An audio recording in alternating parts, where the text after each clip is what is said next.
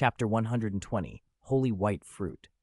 Dewey and his two companions arrived at the edge of Mirkwood to find the woodland elves already awaiting them. Dewey blinked in surprise when he saw who had come to meet them.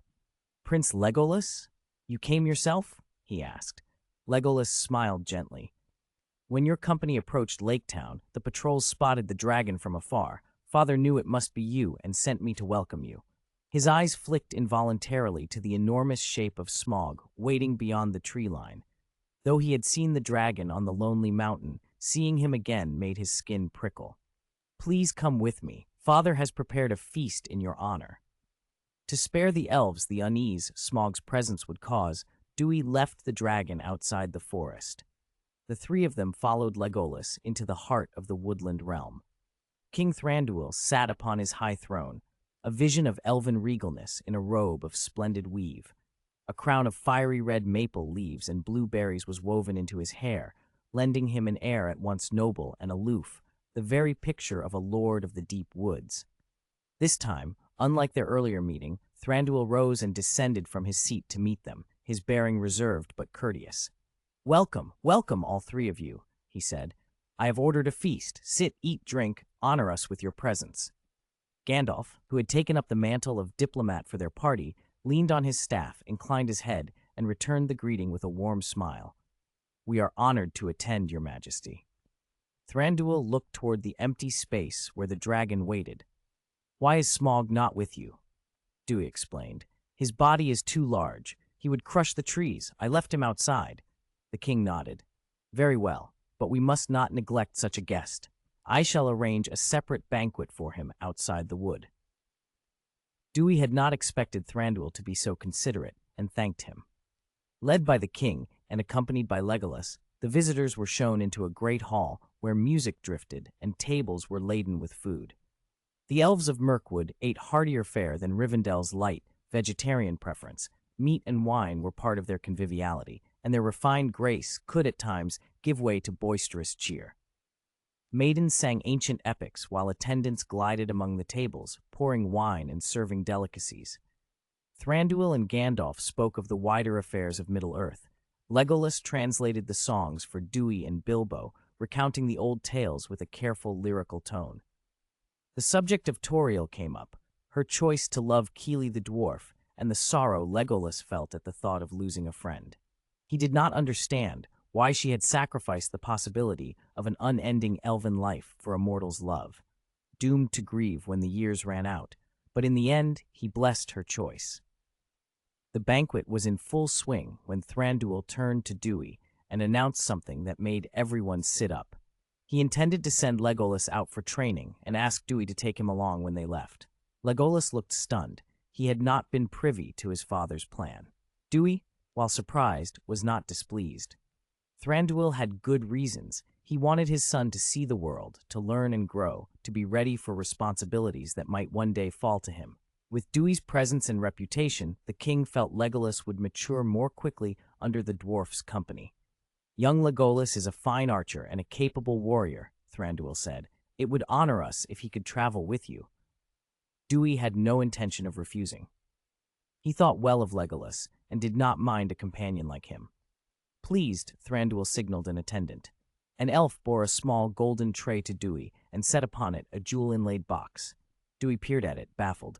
"Your Majesty, what is this?" he asked. "A token of gratitude," Thranduil replied, "for sparing the wood elves in the Battle of the Five Armies. And a request," he added. "Will you craft a staff for Legolas? A staff of his own." Dewey was not surprised by the request. He still owed staff work to other elves, after all, and he agreed readily. But curiosity gnawed at him about the box's contents. It was richly made. Whatever lay within had been preserved with the utmost care. He lifted the lid and paused. Nestled on silk, pale and luminous, lay a silver-white fruit. "What is that?" Dewey murmured. "The fruit of the white tree," Gandalf exclaimed before anyone else could speak. "Thranduil, where did you find a fruit of the white tree?" Thranduil smiled, a small, almost wistful curl of his lips. "It is a seed of Nimloth. Long ago, in the Second Age, I visited Númenor, before Nimloth was felled. I plucked a fruit and brought it with me. I tried to plant it here, but Mirkwood does not suit it. It has never taken root." Hearing it named changed the mood entirely. Dewey and Gandalf exchanged astonished looks. The White Tree, its lineage traced back through music and valor, recreated by Yavanna in the earlier days, was no ordinary plant. As the story passed among them, its history unfolded. After the destruction wrought by Ungoliant and Melkor, Yavanna fashioned a tree called Galathelion for the Vanyar and Noldor, a pale kin to Telperion, though without its light. A descendant of that tree was later planted on Tol Eressë and called Celeborn. The Númenóreans, befriended by the Tolkien elves, were given a seed and planted it on Númenor. It flourished there as Nimloth, the white tree of the Númenóreans. But Nimloth's fate mirrored the doom of Númenor. Sauron corrupted Númenor's king and many nobles. Nimloth was cut down and burned. On the night before her fall, Isildur of the Faithful risked everything to slip away with a single fruit. After Númenor sank, he planted that seed in Minas Ithil. It became the first white tree of Gondor. Later, when Minas Ithil fell and burned, Isildur saved another seed and planted it in Minas Anor, which became the second white tree. That tree withered during the Great Plague in TA 1636. King Terendor replanted a sapling in Minas Tirith in TA 1640, but by TA 2872, with Gondor's royal line failing, the tree again declined, and no new sapling has grown since. Thranduil's seed, a descendant of Nimloth, belonged to that noble thread of trees, a relic with generations of history behind it. If the Dunedain or the rulers of Gondor learned of it, they would no doubt covet it fiercely. "Your Majesty," Dewey said, awed, "this is more precious than any gem." Thranduil shook his head. "You need not refuse out of reverence. I know its value, but the conditions it requires are severe. I no longer trust that it will break its shell here. Perhaps only in sanctified realms, in Valinor itself, would it find the right soil and light to sprout." Seeing the king's sober certainty, Dewey felt both honor and a prick of unease at accepting so priceless a gift. He promised, however, to craft the best possible staff for Legolas in return. He could not, in good conscience, keep the token without offering something worthy. The feast in the hall continued jovially. Outside, Smaug's banquet was in full excess. The wood elves, trembling as they served, pushed cart after cart laden with roasted meats and barrels of wine before the dragon. Whole lambs and pigs disappeared in a single monstrous bite. Smaug drank deep from barrels, his eyes half closed in indulgent contentment. Why had he not insisted on servants before, he thought, delighted. This was the life. He devoured dozens of animals and drained more than a dozen barrels before a great belch of fire announced his satisfied fullness. The elf attendants, pale with a disgusted, fearful anger, watched their provisions vanish. The roast masters, utterly exhausted, could not keep up. They no longer feared the dragon's wrath so much as they feared the ruin of their stores. If Smaug kept eating like this, the woodland realm might face famine. Chapter 121.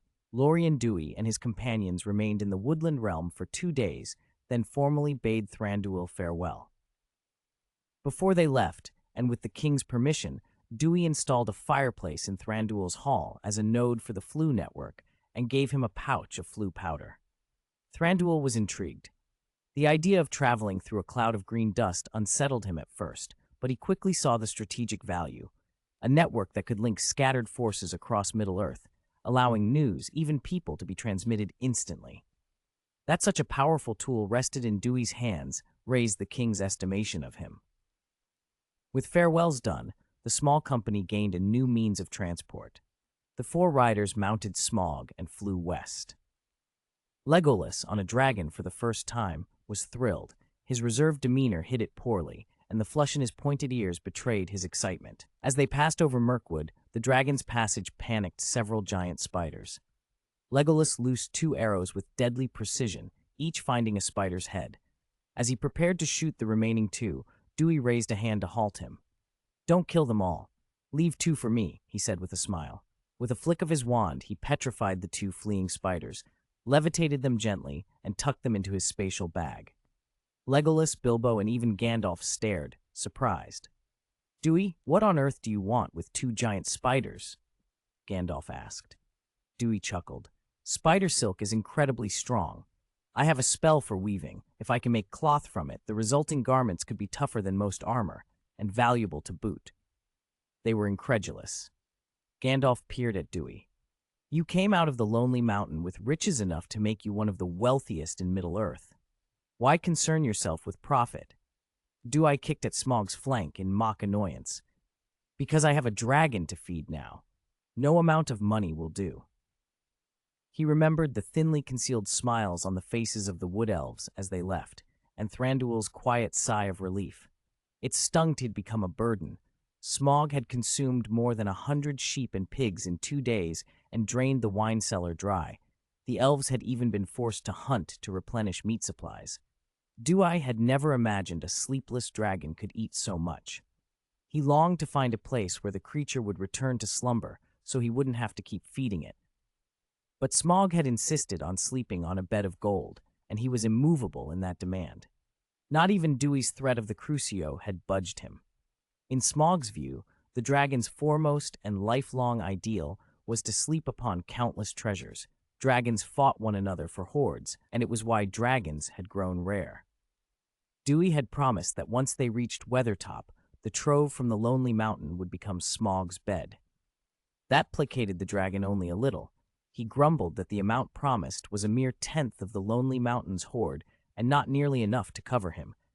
He remembered lying amid that mountain of gold and now felt the fall from such grandeur keenly. Hearing Dewey's mock complaints, Gandalf and Bilbo laughed outright. Even Legolas allowed the corner of his mouth to lift. They had expected a fearsome, malevolent dragon, but not a gourmand with a gold fetish. As for the silk idea, they agreed it had merit. Giant spiders' webs were so tough that even sharp elven swords did not easily cut them. Armor woven from spider silk would be light, supple, and amazingly resistant. Legolas thought it might be worth mentioning to his father. Perhaps Thranduil's craftsmen could put some of Mirkwood's spiders to use after all. They flew on, paused for tea at Beorn's house, then continued. This time, they did not press west toward the Misty Mountains. Instead, they followed the Anduin south. Before crossing into the mountains and heading to Rivendell, Dewey wanted to visit Lorien. He had promised to make wands for Elrohir, Elladan, Arwen, and now Legolas, and Gandalf had asked Dewey to craft a staff for him as well. For all those commissions, a detour to Lorien was necessary. Lorien lay east of the Misty Mountains and west of the Anduin, separated from the southern reaches of Mirkwood and Dol Guldur by the river. Where the Nimrodel, flowing from the mountains, met the Celebrant and then the Anduin, the land formed a beautiful delta. Lorien itself was shrouded and kept by a powerful enchantment. The text called it the power of Narya, the Ring of Water, and even time seemed slow to touch the valley. It was a sacred, evergreen refuge, the last sanctuary in Middle-earth. At the edge of Lorien, they felt the invisible boundary. Without the welcome of those within, one could not find the right path to enter. Fortunately, Gandalf was a frequent visitor. At his suggestion, they left Smaug outside the borders and, led by the wizard, the three walked upstream along the river. The trees were evergreen and the grass lush. It felt perpetually like early spring. Golden leaves drifted down on the current from upstream, brilliant and metallic in the light, enough to make a dragon covet them. As they advanced, the green softened into gold. In the heart of the wood stood towering Malorn trees with silver-gray bark and leaves of pure gold. The fallen leaves formed carpets of yellow gold beneath their feet, hence the name Golden Wood of Lorien. They encountered 3 elves on the path. "Haldir, it is long since we met," Gandalf greeted the lead elf. Haldir inclined his head. "Mithrandir," he replied. "The lady knew of your coming and sent us to welcome you. Please follow." Gandalf smiled. "The lady's sight is ever far-reaching. I take it she perceived us as soon as we crossed the bounds." Guided by the elves, they came to Caras Galadhon, the capital of Lorien. The city crowned a green hill whose summit was full of great Malorn trees, the hill surrounded by living walls and a moat. The Lorien folk did not dwell on the ground, but in platforms and homes high in the trees. The city was a forest of habitation. Countless lights hung among the branches like captured stars, lending the place a feeling of gentle, suspended radiance. The largest Malorn held the Lord and Lady's palace. Beneath that ancient tree, a spring fed a silver basin and overflowed into a lake. Its waters flowed down to become a stream called the Ithel Anduin. The spring was said to wash away weariness and had other subtler magics. Beside the stream lay Galadriel's private garden, filled with exotic plants that bloomed all year. They climbed a spiral staircase at the trunk of the great tree until they reached a broad platform. The palace was an elliptical arrangement of terraces and halls wrapped around the trunk, looking as if it floated in the air, wholly at one with the living wood. From the platform, one could survey the entire golden wood. Inside the great hall, two thrones sat side by side at the far end, lord and lady equal in place, and a simple spiral stair rose beyond them to higher platforms where the rulers rested. Gandalf moved as one at home. Duir, Bilbo, and Legolas took in every detail with wonder. Soon a pair of figures descended hand in hand from the stair, Celeborn and Galadriel. Their presence made the hall itself seem to brighten. Every eye was drawn to them, as instinctively as a moth to light. Mithrandir, the leaves of Lorien have fallen many times over your path. What storms abroad have delayed your coming? Celeborn said, greeting Gandalf. His voice was like the soft thunder of spring, deep, steady, and calm. He was tall and severe in a way tempered by ages. Silver hair, robes that were rich without ostentation, an air of composed authority. If Elrond had the benevolence of a spring breeze and Thranduil the inscrutability of the wood, Celeborn carried the steady, ancient patience of one who has watched many seasons pass. No storm can shake your calm, Lord Celeborn, Gandalf replied. Except, perhaps, for the lady's beauty. Celeborn smiled, and Galadriel's gaze turned to the newcomers. Her eyes rested on Duir. Young wizard, we meet again, she said. Her voice seemed to echo not only in the hall, but in Duir's mind. Chapter 121, Prophecy. In the great hall, Celeborn and Gandalf finished their greetings and turned to Duir, Bilbo, and Legolas. Their attention, however, lingered mostly on Duir. This must be the black-robed wizard Duir, he who subdued Smaug, slew Azog and Bolg, and helped turn the tide at the Battle of Five Armies, Celeborn said with genuine admiration. Hearing of you is one thing, meeting you is quite another, younger and more remarkable than I imagined. Duir inclined his head, smiling at the praise. Celeborn, Lord of Lorien, might not carry the same renown as Elrond, Thranduil, or Galadriel, but he was no lightweight. If he lacked extraordinary power, he could not have won Galadriel's favor. Duir never treated him as anything less. Celeborn caught Duir's modest, self-possessed manner, and something like approval softened his features. Lady Galadriel once told me Middle-earth would welcome an unparalleled wizard. Perhaps her sight is as keen as ever. You flatter me, Lady Galadriel, Duir said lightly. I am but an ordinary wizard. An ordinary wizard does not subdue a great dragon, Celeborn chuckled, then turned his emerald gaze to Legolas. When their eyes met, there was the easy warmth of an elder. Thranduil's sun is as bright as the stars. I see the grace of your father in you. How fares your father? Legolas bowed. He is well, Lord Celeborn. He sends his greetings. He often says you possess deeper wisdom than Mirkwood's old trees, and more insight than the deep lakes of the misty mountains. Though Thranduil and Celeborn were not kin, both were Sindar and shared a closeness of kind. Celeborn treated Legolas with the gentle familiarity of an elder, then extended a cordial welcome to Bilbo.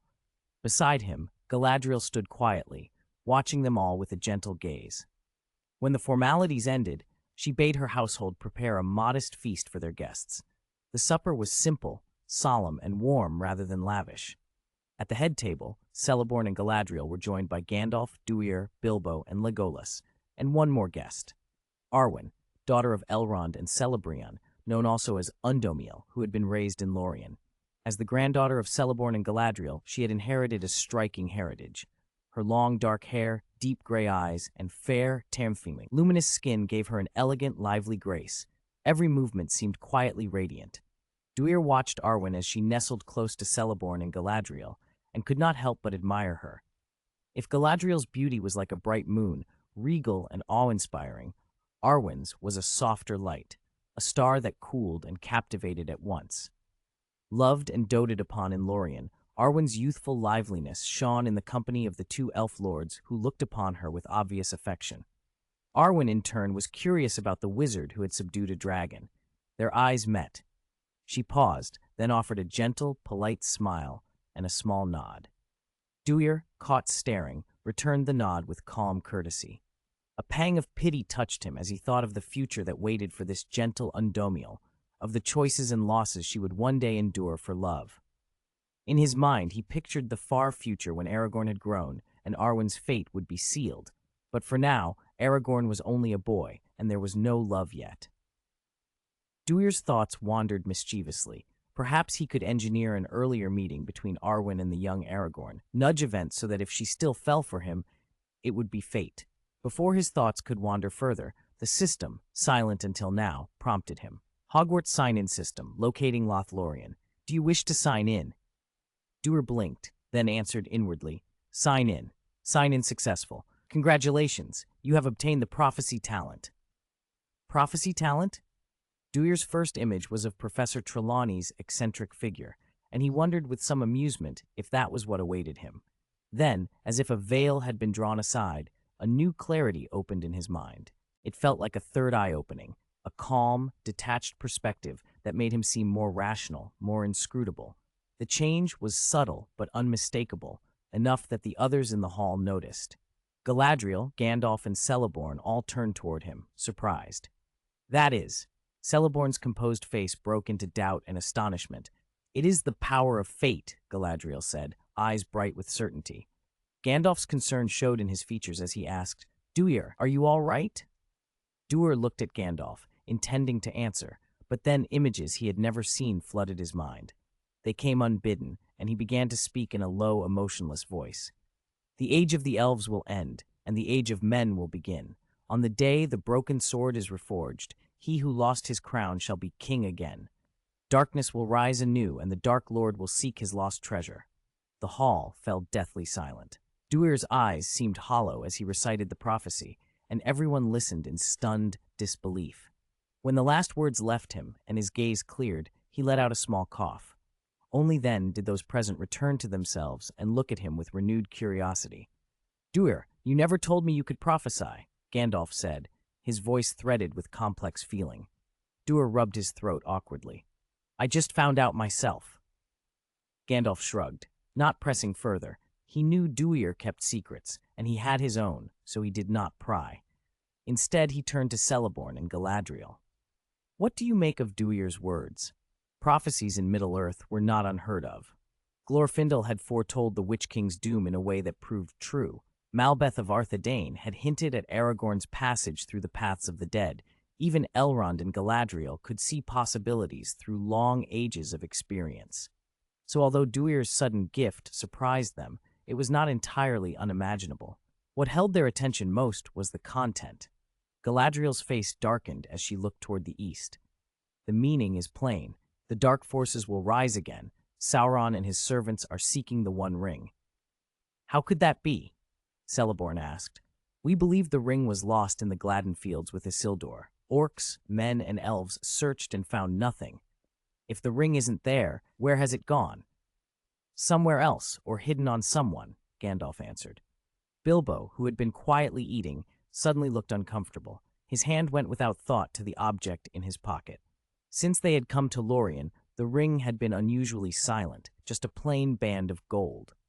Duir, who had invited Bilbo along for precisely this reason, noticed the hobbit's awkwardness. Duir had hoped that bringing Bilbo before Galadriel and the elves might force a discovery of the ring, and if possible, its destruction, before Sauron had fully recovered strength. Destroying the ring early would spare Middle-earth another great war. He had no desire to sit out the long unfolding of fate and watch darkness swell over the years. Why wait decades for Frodo's quest if the ring could be dealt with now? Seeing Bilbo hesitate, Duir stepped closer and laid a hand on the hobbit's shoulder. Bilbo stiffened and turned to him. Duir lowered his voice until only the two of them could hear. Remember what I told you, he murmured. Think of Gollum. Do you want to end up like that? At the name, the image of Gollum rose unbidden in Bilbo's mind. He shivered. Chapter 123, Exposing the Ring. Gandalf, Galadriel, and Celeborn were deep in discussion about the prophecy and the likely hiding place of the One Ring, when hesitantly, a hand rose. I know where the One Ring is, Bilbo said. All three looked up at him in surprise. Bilbo? Gandalf said, astonished. Under their probing gazes, Bilbo grew uneasy. Only when Duir's hand rested on his shoulder did he summon the courage to continue. It's with me, he admitted. He drew the golden band from his pocket and laid it in his palm, every eye fixed on the small circle of metal. Gandalf stared hard, trying to read it. Celeborn watched with guarded apprehension. Galadriel stepped forward and reached out, as if to touch the ring. "Lady Galadriel," Gandalf warned. Celeborn, though worried, made no attempt to stop her. Galadriel's finger came close, then she drew back as if burned, stopping a few centimeters away. "I cannot yet name it with certainty," she said, voice grave, "but I sense an evil in it, so dark and terrible that it can corrupt the heart." Gandalf nodded. The One Ring was forged by Sauron in Mount Doom. To be sure, one must try fire. Duir patted Bilbo's shoulder. "Put it on the table, Bilbo." Bilbo's arm was numbing from holding up the ring. He placed it on a nearby stone slab. Duir touched his wand and cast a simple flame. As ordinary fire licked the metal, black characters bled into being along the band. Gandalf leaned close, head cocked to read the script aloud. "One ring to rule them all, one ring to find them. One ring to bring them all, and in the darkness bind them," Galadriel finished calmly. "It seems confirmed. The One Ring has reappeared." Celeborn frowned, the word worry written across his face. If the One Ring is here, Middle-earth will no longer know peace. Gandalf turned to Bilbo, baffled. "Where did you get it?" Bilbo did not try to hide it. "When I fell into Goblin Town, I dropped down a chasm and found it there. It must have belonged to Gollum." Gandalf's expression cleared with understanding. "No wonder I could not find you with the Palantir when I searched. You wore the ring then?" Bilbo nodded. Gandalf inspected him with concern. "You have had it long. Have you noticed any change in yourself?" Bilbo shook his head. "I'm all right. Duir warned me to be careful. I used it only when I had to." Gandalf turned to Duir. "You knew all along?" Duir looked sheepish. "When we came out of Goblin Town, Bilbo told me. I thought it best to be cautious, but—" He trailed off. "You should have told me at once," Gandalf chided. "The ring corrupts. Even the strongest may fall to it." Galadriel laid a hand on Gandalf's sleeve. "Mithrandir, enough. The thing is done. We must act." Gandalf relented. Duir and Bilbo both breathed easier and shot the lady a grateful glance. Gandalf's anger could be a fearsome thing. Once more, every eye turned to the ring. None dared touch it.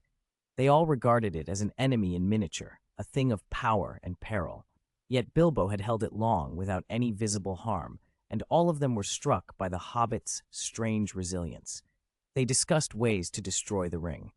Legolas swung his elven blade against it, hard enough to hurt his hand from the recoil, but the ring remained unscarred. 4 of the dwarves' 7 rings were undone by dragon fire, Celeborn offered. Perhaps Duir's dragon might help. Gandalf shook his head.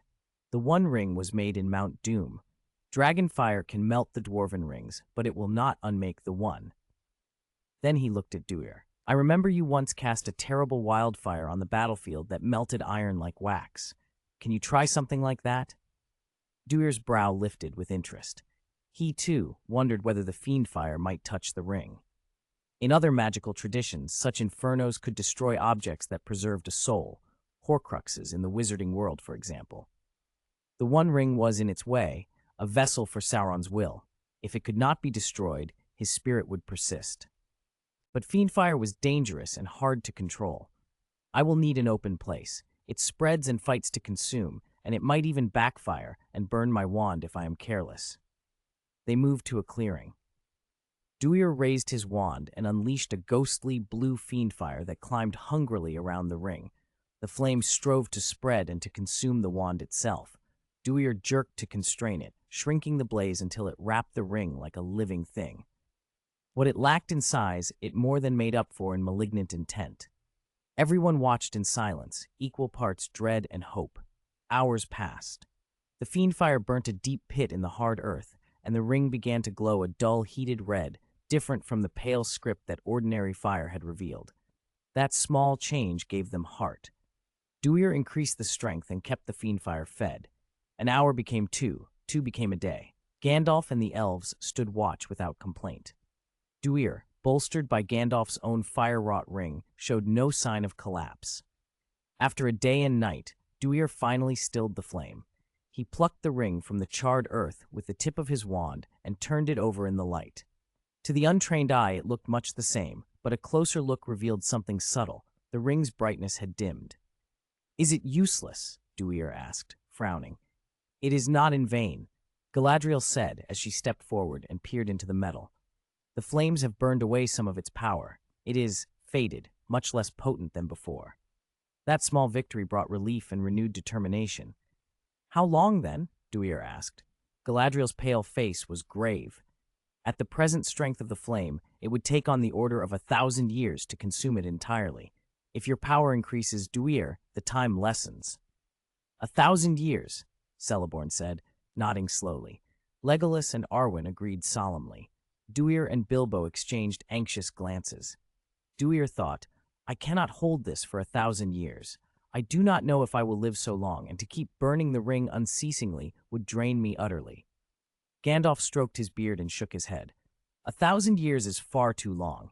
The world changes in that span. Sauron will not idle while we wait. If he learns the ring's location, he will marshal every force to seize it. We must destroy the ring as soon as possible, Galadriel said. Only then will Sauron be undone and Middle-earth be safe again. But how? Celeborn asked. The ring is resistant to every fire and to every blade. What weapon could unmake it? Galadriel turned her eyes east, as if seeing into an untraveled horizon. The ring was wrought in Mount Doom. It was born of the fire of the mountain. Only that fire can unmake it. Gandalf's brows drew together. Sauron fled to his stronghold in Mordor after Dol Guldur. Mordor is a lair thick with orcs, trolls, corrupted Easterlings, and Haradrim, and black Númenóreans. Great winged beasts watch the sky. It has become a fortress. Not even a spy can enter unnoticed. Sauron himself has a palantir. He can watch his realm and sense intruders. If the ring were carried into Mordor, it would be discovered before it reached Mount Doom. It would be delivered into his hands, Celeborn said. Only if Sauron can be lured away or distracted could the ring be taken unseen, Galadriel added quietly. But such a plan required drawing Sauron out of a fortress in which he was already banded by his strongest forces. Having been wounded and scattered, he had gathered the darkness around him. He would not leave lightly to risk further harm until he regained strength. The weight of the problem settled over them. The ring lay on the stone, a small thing in a great world of shadow, and yet the choices before them were vast and perilous. Chapter 124, Destruction Plan. Gandalf, Galadriel, and Celeborn had agreed that the only way to end Sauron's threat was to return the One Ring to Mount Doom and cast it into the fire where it had been forged. Now that Mount Doom lay at the heart of Mordor, however, the task seemed almost impossible. Mordor was ringed with watchfulness. Giant winged things in the sky, orcs and trolls on the ground, corrupted beasts and fallen men, and anyone approaching the land would be detected. Worse, there was the terrible possibility that Sauron had some link to the ring itself and would sense it if they came too near. We should speak with Elrond, Gandalf said at last. He has long studied the ring. Perhaps he can offer a perspective we lack. He turned to the young wizard at his side. Duir, I need a favor. Can you link our fireplace to Rivendell's? Duir bowed. Lord Celeborn, Lady Galadriel, may I borrow your hearth? Galadriel smiled and consented. Elrond has often praised your magic. Let us see it now. She added with a touch of bittersweet warmth. That way, if Arwen wishes to visit Rivendell in the future, she will not have to cross the misty mountains. A shadow crossed her face as she spoke. Celebrion's capture and torture by orcs while traveling to Lothlorien had driven her to the west for healing, leaving Galadriel and Celeborn with an ache that had not healed. Elrond had entrusted their granddaughter Arwen to them for safekeeping, to ease that wound. Now, at the thought of safe, swift travel between Lothlorien and Rivendell, Galadriel's eyes softened. Duir moved to the fire and wove his spells. The hearth's flames flared green, and a faint, familiar scent of powder hung in the air as he scattered a handful of flue dust. Then, without hesitation, he stepped into the green fire and vanished. Gandalf and Bilbo only smiled. Both had seen such things before, while the others looked on in astonishment. Arwen's eyes shone with interest. She had grown up in Lothlorien because her mother's fate made long journeys perilous. Visits from her father Elrond and her brothers were rare comforts. The idea that she could now step from one beloved hall to another in an instant thrilled her. She was also curious about Duir himself. Galadriel had once commissioned him to make a magical staff, and had even given him a treasured Elisar emerald in thanks. If he could do this, what manner of staff might he fashion for Arwen? The green flames flared again. Elrond emerged first, and Duir followed. Arwen ran to her father, graceful and quick. "Father," she cried. "Elrond," Arwen said. Then, catching herself, she bowed to Celeborn and Galadriel. Elrond returned their greeting with respectful courtesy, befitting their rank and kinship. With Elrond present, conversation turned to the ring. He studied it for a long moment before he spoke, voice heavy with memory. "During the War of the Last Alliance, I served as herald to High King Gil-galad," he said. "When Sauron wielded the ring, he was almost invincible. Even Gil-galad and Elendil together could not easily best him. The battle was terrible. Gil-galad and Elendil fell, and Narsil was broken by Sauron's hand. Only when Isildur took up the shards of Narsil and cut the ring from Sauron's hand did his power leave him and his form fade. It was a costly victory." He sighed. "After the fight, I urged Isildur to cast the ring into Mount Doom and end that threat forever. He would not. The ring corrupted him, and later he was ambushed near the Gladden Fields. The ring was lost in the river. I had hoped it would be borne to the sea and gone from us forever. I never expected it to reappear." Elrond studied Bilbo with a softer expression. "That a hobbit should carry the ring so long and with so little change, it may be fate. Hobbits are a simple people. They love comfort and life, but grand designs mean little to them. Perhaps that is why the ring had less hold on him. Fate has seen fit to bring the ring before us again." Once more, they turned to the question of destroying the ring. Elrond agreed that Mount Doom was the only place it could be unmade, but his face grew grave as he continued. "Not now," he said. "After Dol Guldur, I sent warnings south. Gondor sent missions into Mordor, but what they found was unsatisfactory. Sauron grows cautious. Mordor is watched by great winged creatures above and guard after guard on the ground. Trolls, orcs, men corrupted by him, even the spawn of giant spiders. To reach Mount Doom undetected would be nearly impossible." Gandalf leaned forward. "Then what can we do? Sauron will not come to us. He will hide until he regains strength. Only if an allied host attacks him and forces him to show himself might a smaller party slip into Mordor unseen and throw the ring into the fire." Elrond nodded, though his face was tired. "Yes, but we have no one now who can command men as once Elendil did. The northern kingdom of Arnor has fallen, and the southern realm of Gondor lacks a king, ruled only by a steward. Rohan is its own people. To marshal men and elves together, we need a king whom all men would follow, one whose name carries weight and can bind oaths. Such a man has been seen only once before, Elendil." His eyes drifted toward the hall, thoughtful. "There is one who might yet claim that legacy. Aragorn lives here in Rivendell. He is descended from Isildur and is the rightful heir of Arnor's royal house. If he could be king of Gondor and Arnor, even Rohan's oaths would bring their forces together again. But he is only a child of 10. He cannot bear such a burden yet." "Even so," Elrond continued, "when Sauron has rebuilt some of his strength, he will pour outward. That will be the time to intercept him in the field and draw his eye. If we can assemble armies to command his attention, a small company might slip into Mordor and destroy the ring." The company agreed that this was their best hope. But another problem remained. Who could bear the ring even to Mordor? None among them would dare take it into peril lightly, for the ring's power to corrupt hearts was terrible. All eyes turned, almost instinctively, toward Bilbo. "No, no, certainly not me," Bilbo protested at once, waving his hands. He had endured peril with Thorin and the dwarves. The thought of another such journey, far worse, toward Mordor, filled him with dread. The others let their looks fall away from him. Bilbo's fright was plainly genuine. Since the ring could not be destroyed at once, they turned to more immediate questions. Where should it be kept, and whom could they trust with it? Elrond raised the practical point with reluctance in his voice. "This concern affects all of Middle-earth. Should we inform Saruman?" Saruman's name drew a murmur. As head of the White Council, he might be a valuable ally, though he had been angry at not being called when they met at Dol Guldur. If they left him out now, he could become alienated and perhaps unhelpful when unity mattered most. Gandalf considered a moment and then inclined his head. There was no time to bring him to Dol Guldur. But in this matter of the ring, he should be told, if he can still be trusted. We cannot risk losing a council member over secrecy." The others agreed, but Duir spoke up quietly, and all turned to him. "If you do not want Sauron to learn the ring's fate," Duir said, "I would advise against telling Saruman." His words startled them. Gandalf frowned. "Duir, what do you mean?" Duir's expression was steady. "You know I possess a palantir," he said. "Palantiri can speak with one another. During the Battle of the Five Armies, Sauron once reached through a seeing stone to sway me. I held him off with the light of Arundel that Lady Galadriel gave me, but the attempt was made."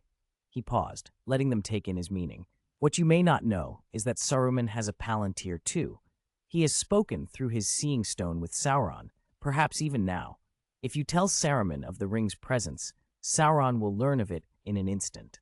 The seeing stones betray such things between them." Silence fell on the hall as each person considered the possibility.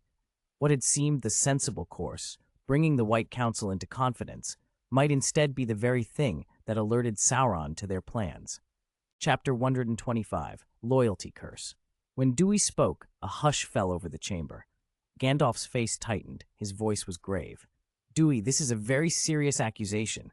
All the more so because the accused is Saruman of Many Colors, the chief of the White Council," Elrond added, his tone low and measured. "Do you have proof that he is in league with Sauron?" Elrond and Galadriel remained silent, but their expressions were heavy. None of them wanted to believe Saruman could fall. In their eyes he had been arrogant and overbearing, but he had also led the fight against darkness for ages. If he had turned, it would be a terrible blow. Dewey answered by producing evidence of his own. He pressed his wand to his temple and drew out a silver thread of memory. "Lady Galadriel, if you please." Galadriel understood at once and led them to her private garden. In a secluded corner, a spring trickled down a small hillside into a shallow silver basin set upon a pedestal carved like gnarled branches. Beside it stood a silver ewer. This was the mirror of Galadriel. Its waters could show past, present, and sometimes, if the wind of vision blew, glimpses of what might be. Galadriel scooped water from the stream with the ewer and poured it into the basin. The surface trembled and smoothed, and the pool became a living glass. She stepped aside and gestured for Dewey. Dewey stood over the basin and lowered the silver thread into the water. As soon as it touched the surface, the thread unfurled and sank, and the mirror filled with images. They were jagged and shifting, Palantir-scene meetings between Saruman and the Dark Lord, Gandalf's later discovery of Saruman's treachery on his visit to Isengard, and the wizard's subsequent confinement in Orthanc, and Saruman's experiments that bred new breeds of orc, some unafraid of sunlight. The fragments fit together into one terrible picture, Saruman turning toward Sauron. Everyone stared in stunned silence. Gandalf watched with a tight face, trying to read more from the moving scenes. Elrond, too, leaned forward, puzzled and alarmed. "These, are some of them futures?" he asked. "Did you see them? Are they prophecy?" Dewey nodded, then shook his head. "Not prophecy in the strict sense, premonitions, perhaps. Prophecy is fixed. This felt less so." In truth, some of the images had been glimpsed in other prophecies before. Much of what they had just seen, however, was a reconstruction Dewey had woven from what he already knew and suspected. He had never liked Saruman. The White Wizard had once sneered at him as a third-rate mage. Now Dewey had seized the moment to expose a man he suspected was gone astray. He felt no remorse. If Saruman was indeed capable of what the images suggested, Dewey believed he had not slandered him. Galadriel, Elrond, and the others fell quiet, the weight of the possibility settling upon them. Gandalf broke the silence. "What are we to do if Saruman has indeed turned?" Elrond rubbed his forehead. "We have nothing concrete yet. We cannot accuse him openly. To do so risks tipping him off and throwing Middle-earth into chaos. We must investigate, quietly and carefully, and gather proof." Saruman's position made any rash move dangerous. He was not only the chief of the wizards, but head of the White Council. An open confrontation could fracture the alliance against Sauron. "And the matter of the One Ring must be kept from him," Elrond continued. "He must not be allowed to learn of its reappearance." Galadriel and Gandalf both agreed. That raised the old question again. Who should keep the One Ring? It could not be destroyed yet. It must be kept safe, until Mount Doom could be reached. But the ring corrupts, and the greater the power of its bearer, the more devastating the corruption.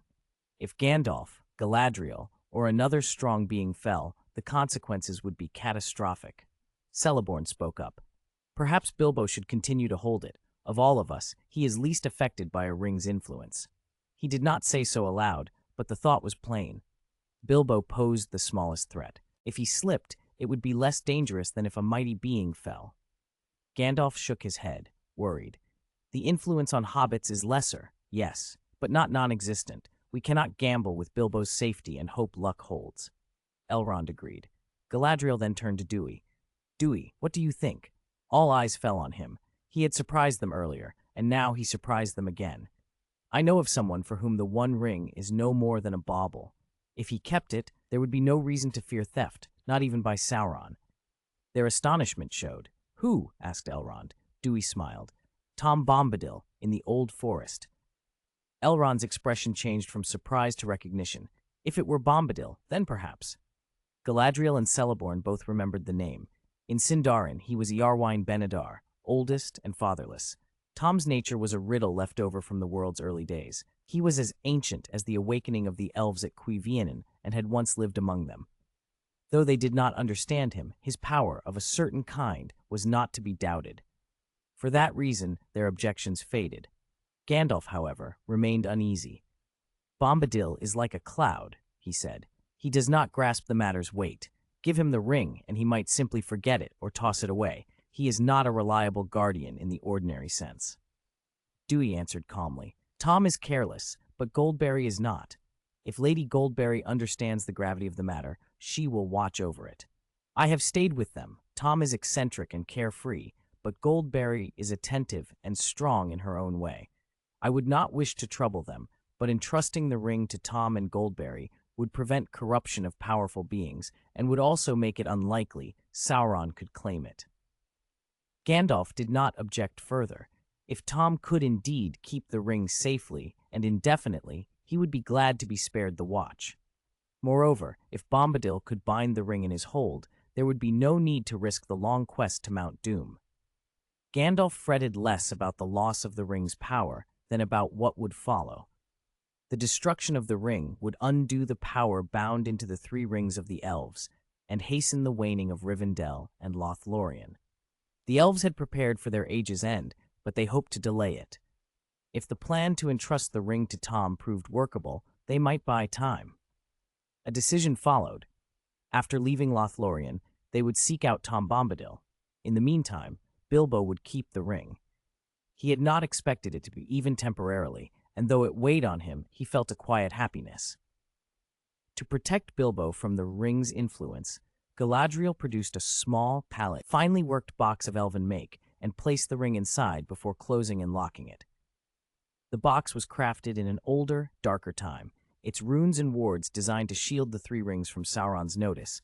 Placed within, the One Ring's pull would be lessened. Duir had one more measure. I have a Fidelius charm, he said. It hides a secret deep within a soul. So long as the secret keeper does not speak, no one can reveal it. No spell, no probing, nothing. Best of all, even if someone knows a thing exists or stands before it, if the secret is hidden by the charm, they cannot see or touch it. At the mention of the Fidelius charm, their faces lit up at the possibility. If used, the charm could hide the knowledge of the ring itself, keeping it from Sauron's reach and from the risk of discovery. The thought of reducing the One Ring to a hidden, unreachable thing was a comfort none of them had expected to have that day. Chapter 126, Confidentiality Keeper. Gandalf had already seen what Duir's vow charm could do. He'd watched it bend even a great dragon like Smaug. So when someone mentioned the Fidelius charm, a binding magic for hiding secrets, Gandalf was quick to press Duir into performing it. The others looked to Duir with equal expectation. If the One Ring could truly be hidden, Sauron would have no way of finding it. The Fidelius requires a secret keeper, Duir explained. The secret is stored deep within that person's soul. As long as the keeper never reveals it, no outsider can know it. Who among you will be the keeper? It was a critical role, and Duir waited for answers.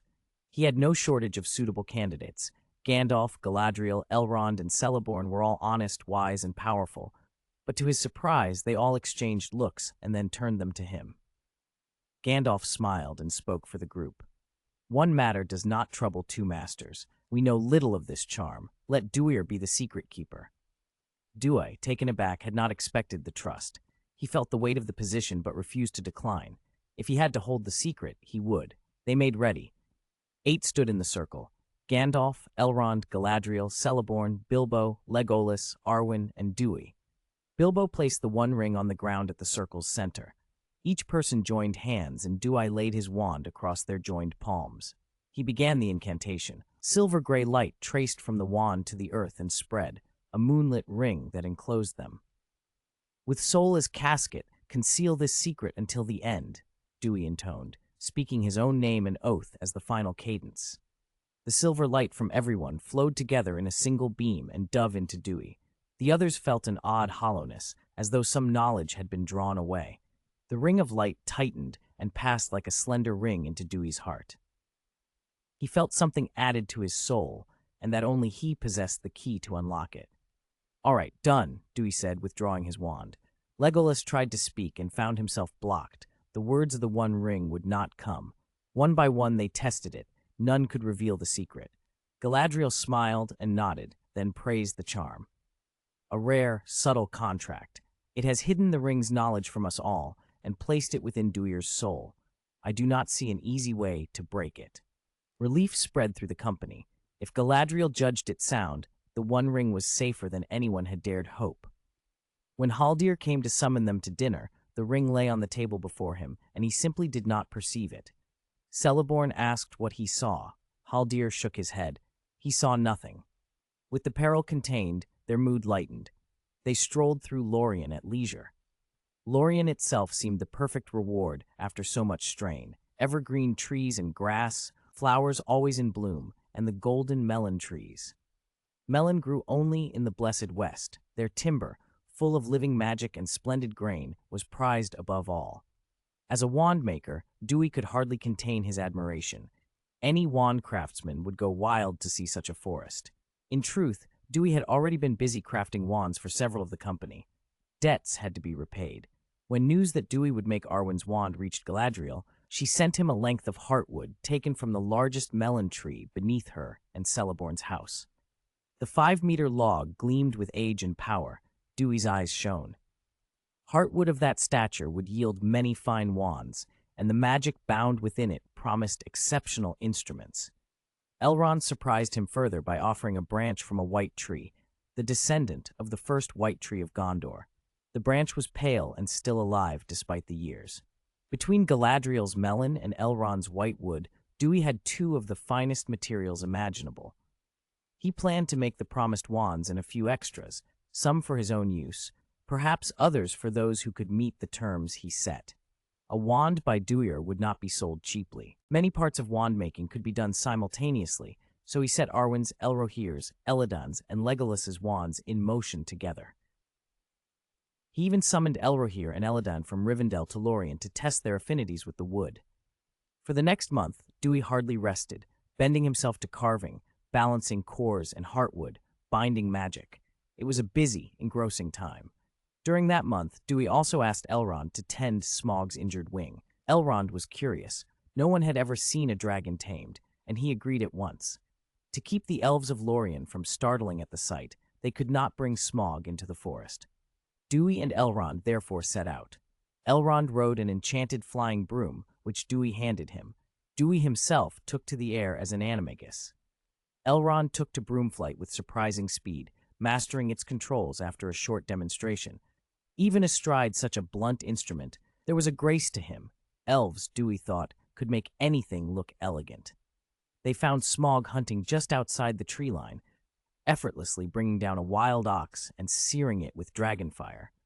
Elrond watched, a mixture of awe and admiration on his face. "Once I feared your journey to the lonely mountain would anger this beast and bring disaster," he said. "I opposed Gandalf's plan for that reason. I did not expect that your visit would both restore the dwarves and set you in command of a dragon." "You've made history, Duir," Elrond continued, eyes bright. Great dragons are Morgoth's foul creations, cunning, violent, terrible. Even Sauron could not bend them, yet you have brought one to heal." Dewey deflected the praise with a smile. "You flatter me, Lord Elrond. I only used a little magic and good fortune. The greatest feats belong to your forebears. Arundel's slaying of Uncalagon is the stuff of legend." Elrond's expression softened at the mention. He had been reared on such tales, the vast winged terror Uncalagon, the mightiest of Morgoth's dragons, whose fall shattered mountains when Arundel finally slew him. Such history put Smaug into perspective. Elrond himself had endured hardship in life, loss, captivity as a child, the sorrow of Celebrian's capture, yet he remained steadfast against evil. His admiration for noble deeds was sincere. Up close, Smaug grumbled at their arrival. "You live the good life in Lorien and forget me," he complained, voice rolling like distant thunder. "I can only fend for myself in the weather, find my own food." Dewey cut him off sharply. "Silence. I've brought Lord Elrond to heal your wing. Say another word and we'll leave." The effect was immediate. Smaug's greed and pain were stronger than his pride.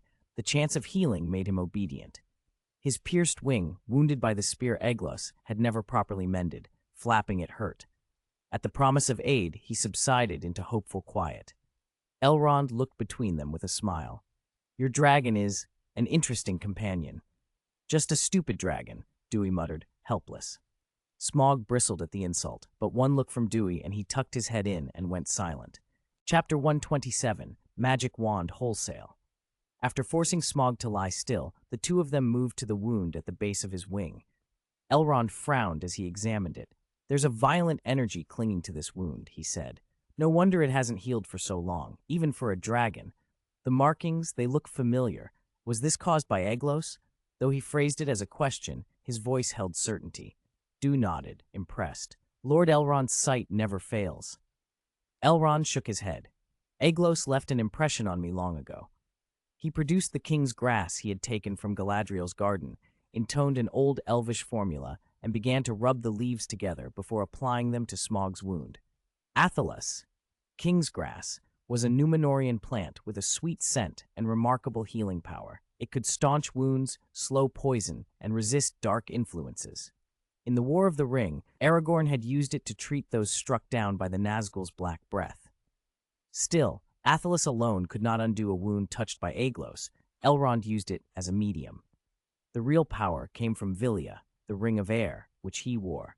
Unlike Narya, the ring of fire, which stirs courage and eases wariness, Vilya protects and heals. With it, Elrond was Middle-earth's most potent healer, he who had used Vilya to help soothe Frodo after the Morgul knife's assault. Under the combined effect of Athelas and Vilya, the wound on Smaug's wing closed quickly. Elrond withdrew his hand and said, "All right, try flapping your wings." Smaug tested them cautiously. When no pain came, his eyes brightened. He beat his wings once and sent a gust roaring through the clearing. "Ha! I can fly again!" Dewey was nearly blown off his feet. He raised a ward at once to shield himself and Elrond, then lashed a small spell at the dragon's head. "Quiet!" Startled by the sudden magic, Smaug froze and, noticing the mess around him, forced an embarrassed smile and fell silent. Dewey, satisfied that the dragon could fly, did not restrain him further, but he warned Smaug repeatedly before he left. No trouble, no plundering. Dragons and treasure were a dangerous combination. Dewey did not want dwarves coming to his door claiming a dragon had stolen their hoard. Smaug's excitement visibly dampened at the reprimand. He became subdued, and Dewey felt relief that he had spoken up. With Smaug healed, Dewey and Elrond did not linger in the field but returned to Lorien. After Dewey thanked Elrond, he brazenly asked if Elrond could examine the other creature he had brought. Elrond, good-natured as ever, agreed at once. When Dewey opened his spatial bag and revealed the small bird inside, Elrond's surprise was immediate. "Is this a hatchling of the great eagles?" he asked. Dewey nodded. "The Eagle King entrusted him to me. He was born weaker than his siblings. If he had stayed with them, he wouldn't have survived. The king asked me to care for him." Elrond studied the little eaglet, peering up and chirping, and his expression softened. "Poor thing, he is indeed congenitally frail, and long malnourishment has left him weak. If he's not properly tended, he might never fly as an adult." "But you've done well by him lately," Elrond continued. "He has improved. What did you name him?" Thorondor, Dewey said. Thorondor. Elrond blinked. The name of the king of eagles. You have high hopes for him. Dewey set the eaglet and its nest down and stroked the bird's head as it nuzzled him. I don't expect great things from him. I only hope the name brings him a blessing, that he may one day ride the sky like his forebears. Can you cure his congenital weakness, Lord Elrond? Dewey asked eagerly. Elrond nodded. I can, but it will take time. He must stay in Rivendell for a while. Are you prepared for that? Dewey was overjoyed. Of course. Once things here are settled, I will bring Thorondor to Rivendell. With Smaug and Thorondor's matters arranged, Dewey turned his attention back to the wands. He had already fashioned the 5 shafts.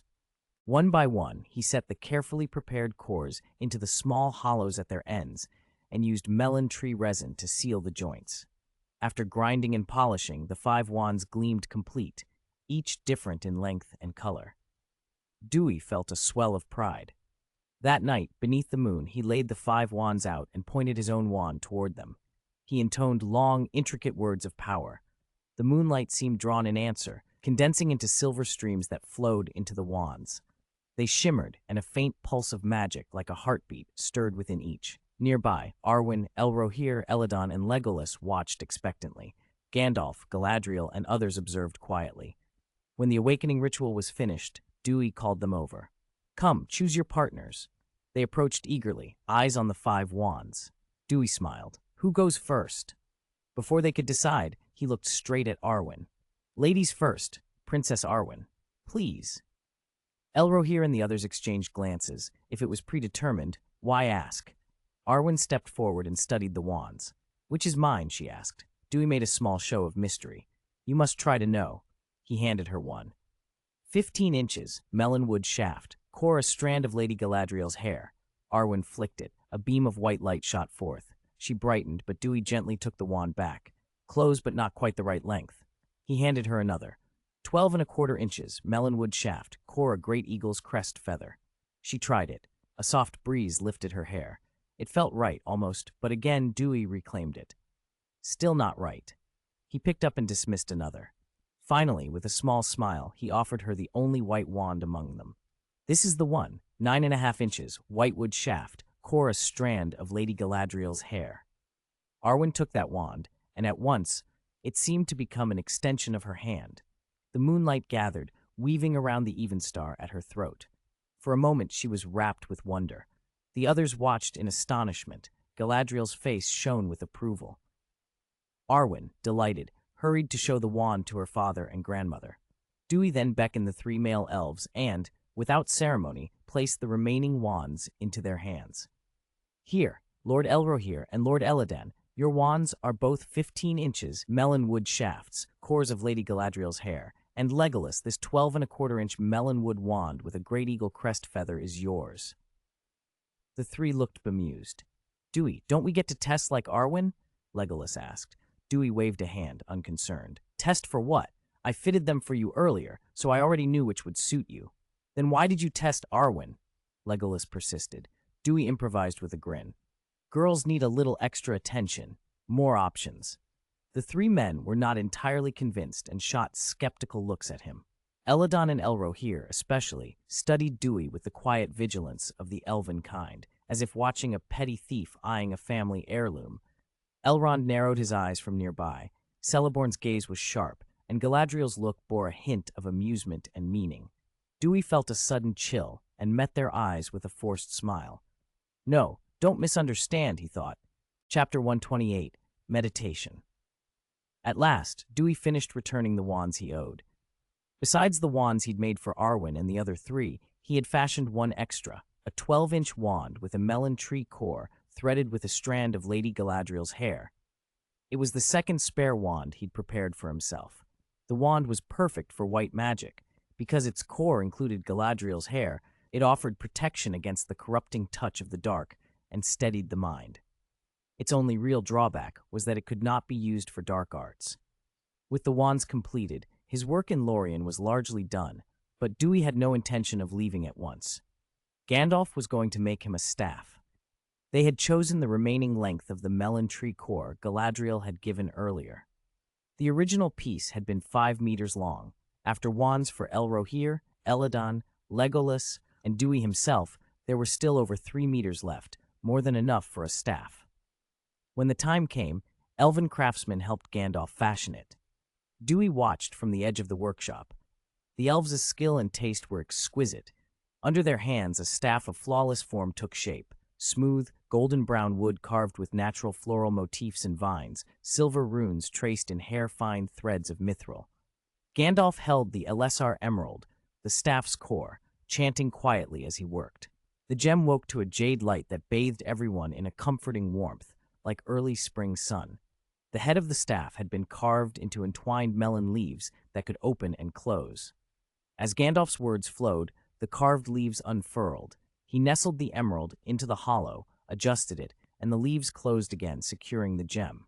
He tested the staff's feel, nodded in satisfaction, and handed it to Dewey with a smile. "This is yours. Try it. See how it fits." Dewey took it eagerly, all smiles. The staff was roughly his height, about 6 feet, splendid and deceptively simple in its elegance.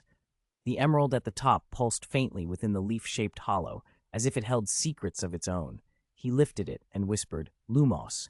Magic flowed through the staff into the emerald. The gem flared, and an intense, dazzling light spread out from Caras Galadhon, visible even beyond Lorien's borders. Dewey's grin widened. He felt its power keenly. Gandalf chuckled. "A staff is different from a wand, Duir. A wand channels what is within you, your own power, making spellcasting direct and precise. A staff lets a wizard reach out and commune with the power of nature itself. The gem is not only an amplifier, it is a reservoir. You can pour energy into it over time and then release it in a single tremendous blast." He waved a hand as if drawing a picture. "Think of a wand as a steady pipe, reliable for continuous, controllable flow. A staff is a floodgate. When it opens, the torrent is overwhelming, but it's not as easy to wield quickly or with fine control.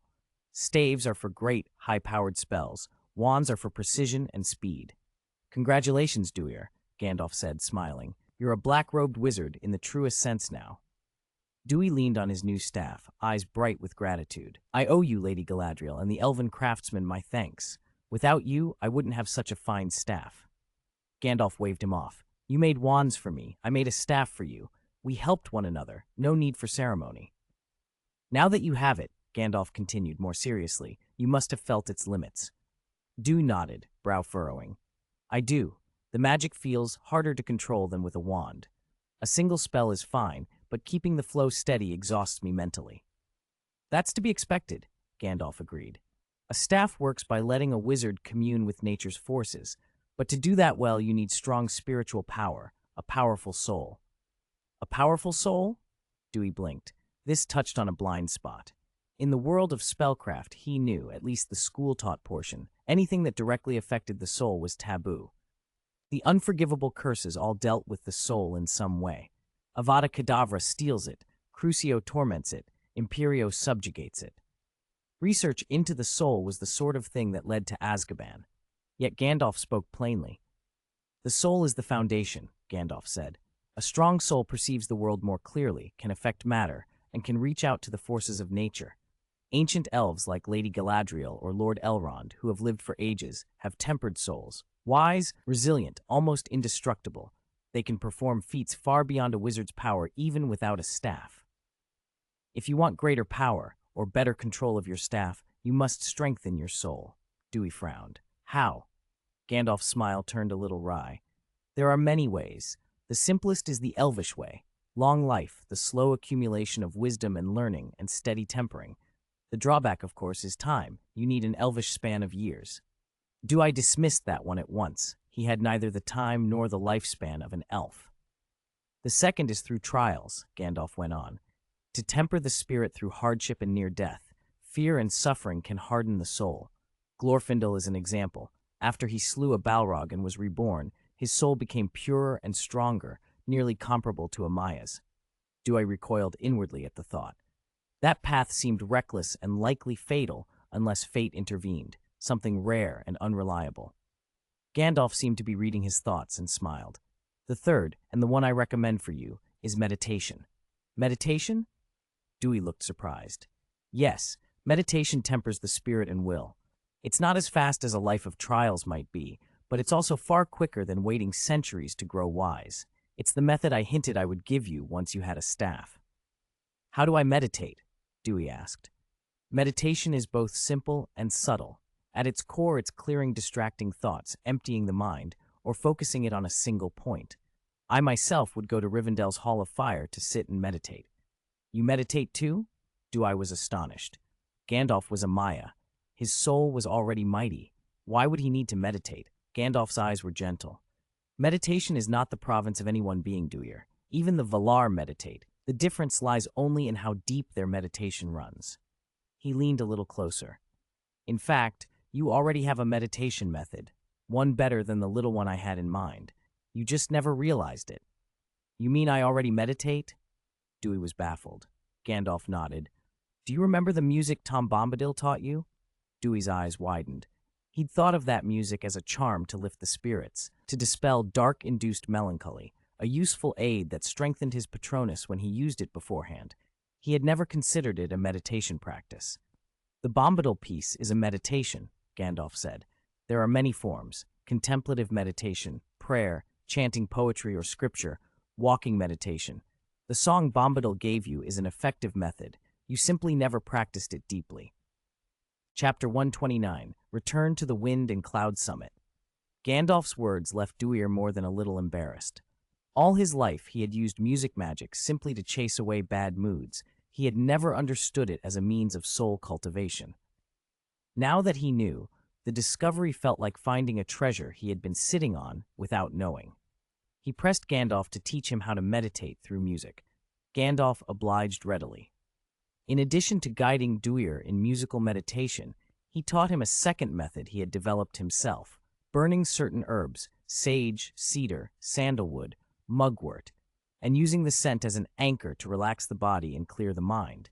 Inhaling the aromatic smoke would help one slip into a mindless, receptive state, the kind of calm that invites inspiration. Gandalf explained that he often achieved sudden insights while absent-mindedly puffing at his pipeweed. Now he offered the same technique to Duir. Best of all, the two methods could be combined: music to steady the heart, herb smoke to steady the attention, and the result was deeper meditation than either alone.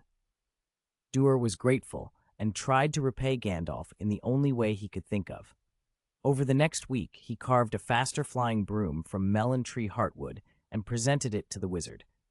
Gandalf accepted with delight and, mounting the broom, took to the air above Lorien Forest.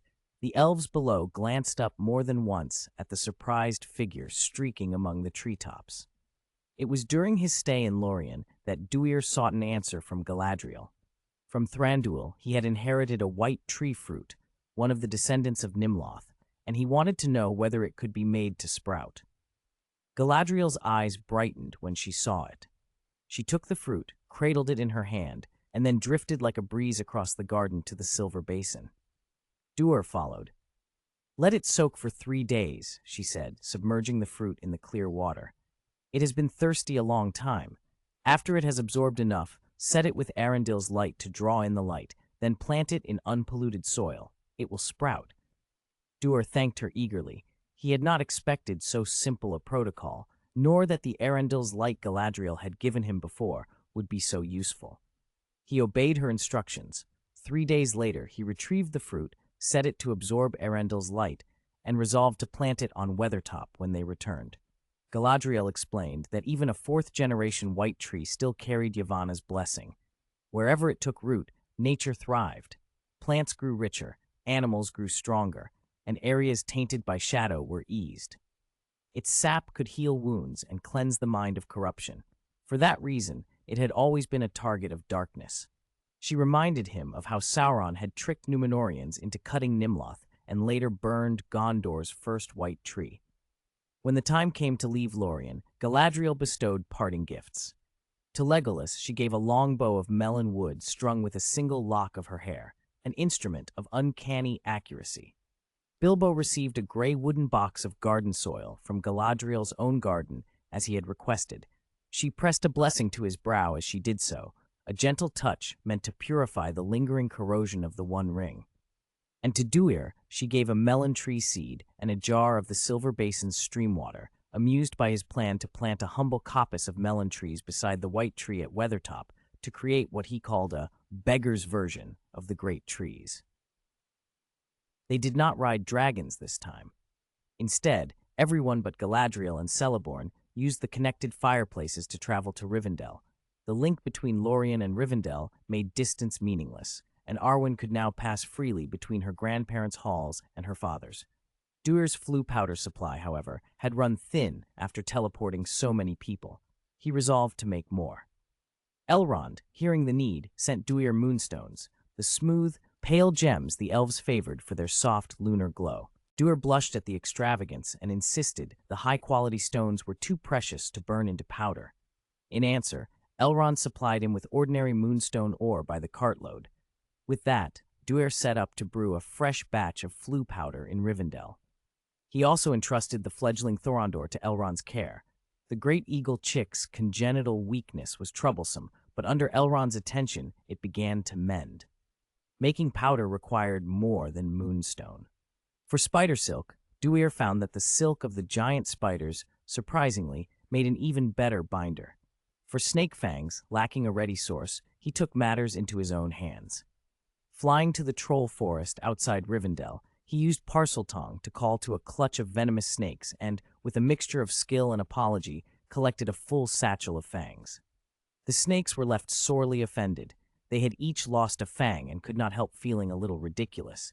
Yet it worked, and after 2 weeks of quiet work, Duir had a full barrel of flue powder. He gave a generous bottle of it to Elrond in thanks. The Thorondor fledgling's ailment was cured enough that, with proper care, it would soon be able to fly like its kin. Smaug, meanwhile, hovered outside Rivendell, making short work of any trolls in the forest who got in his way. When farewells were finally said, Duir, Gandalf, Bilbo, and Legolas stepped through the fireplace at last and appeared in Amon Sul, Weathertop. The old tower's hearth flamed green as if it had been expecting them. They emerged coughing and coated in a fine layer of soot. Cleaned anew, Duir grinned, brushing himself off and muttering a quick cleansing charm over them all. He looked around at the long empty rooms and involuntarily sighed. Finally back. Legolas peered up at the restored tower in amazement. Amon Sul? I was told the Witch King of Angmar's forces destroyed this place 1,000 years ago. How did you manage? Gandalf, settling himself on a chair with a mischievous twinkle, interrupted with a laugh. That is the sorcery of Duir. You should have seen him restore the tower in a handful of breaths. It was a sight. Duir made no grand claim. He set to work immediately, waving his wand in a brisk series of motions. A small tornado arose from the stairwell on the first floor, moving automatically from level to level and carrying with it the dust and old cobwebs. It swept through the rooms until it reached the observatory at the summit, then burst out the parapet and scattered harmlessly into the air. In minutes, the tower smelled of fresh wood and rain. Legolas watched, wide-eyed. Duir, you're magic. Teach me. You want to learn? Duir smiled. All right, but from now on, you'll help clean the tower. No problem, Legolas said at once. The chance to pick up Duir's techniques delighted him. Bilbo, who had wandered outside for a breath of air, came running back in, excitement written on his face. Duir, come quick. There's a village down the slope, next to the Water of Weeping. You must see it. Duir followed him to the battlements, eager to see what the valley below held. Around them, Weathertop stood ready again to receive travelers, its stones mended, its rooms cleared, and somewhere in its soil, the future white tree and melon sapling waited to be planted. Chapter 130.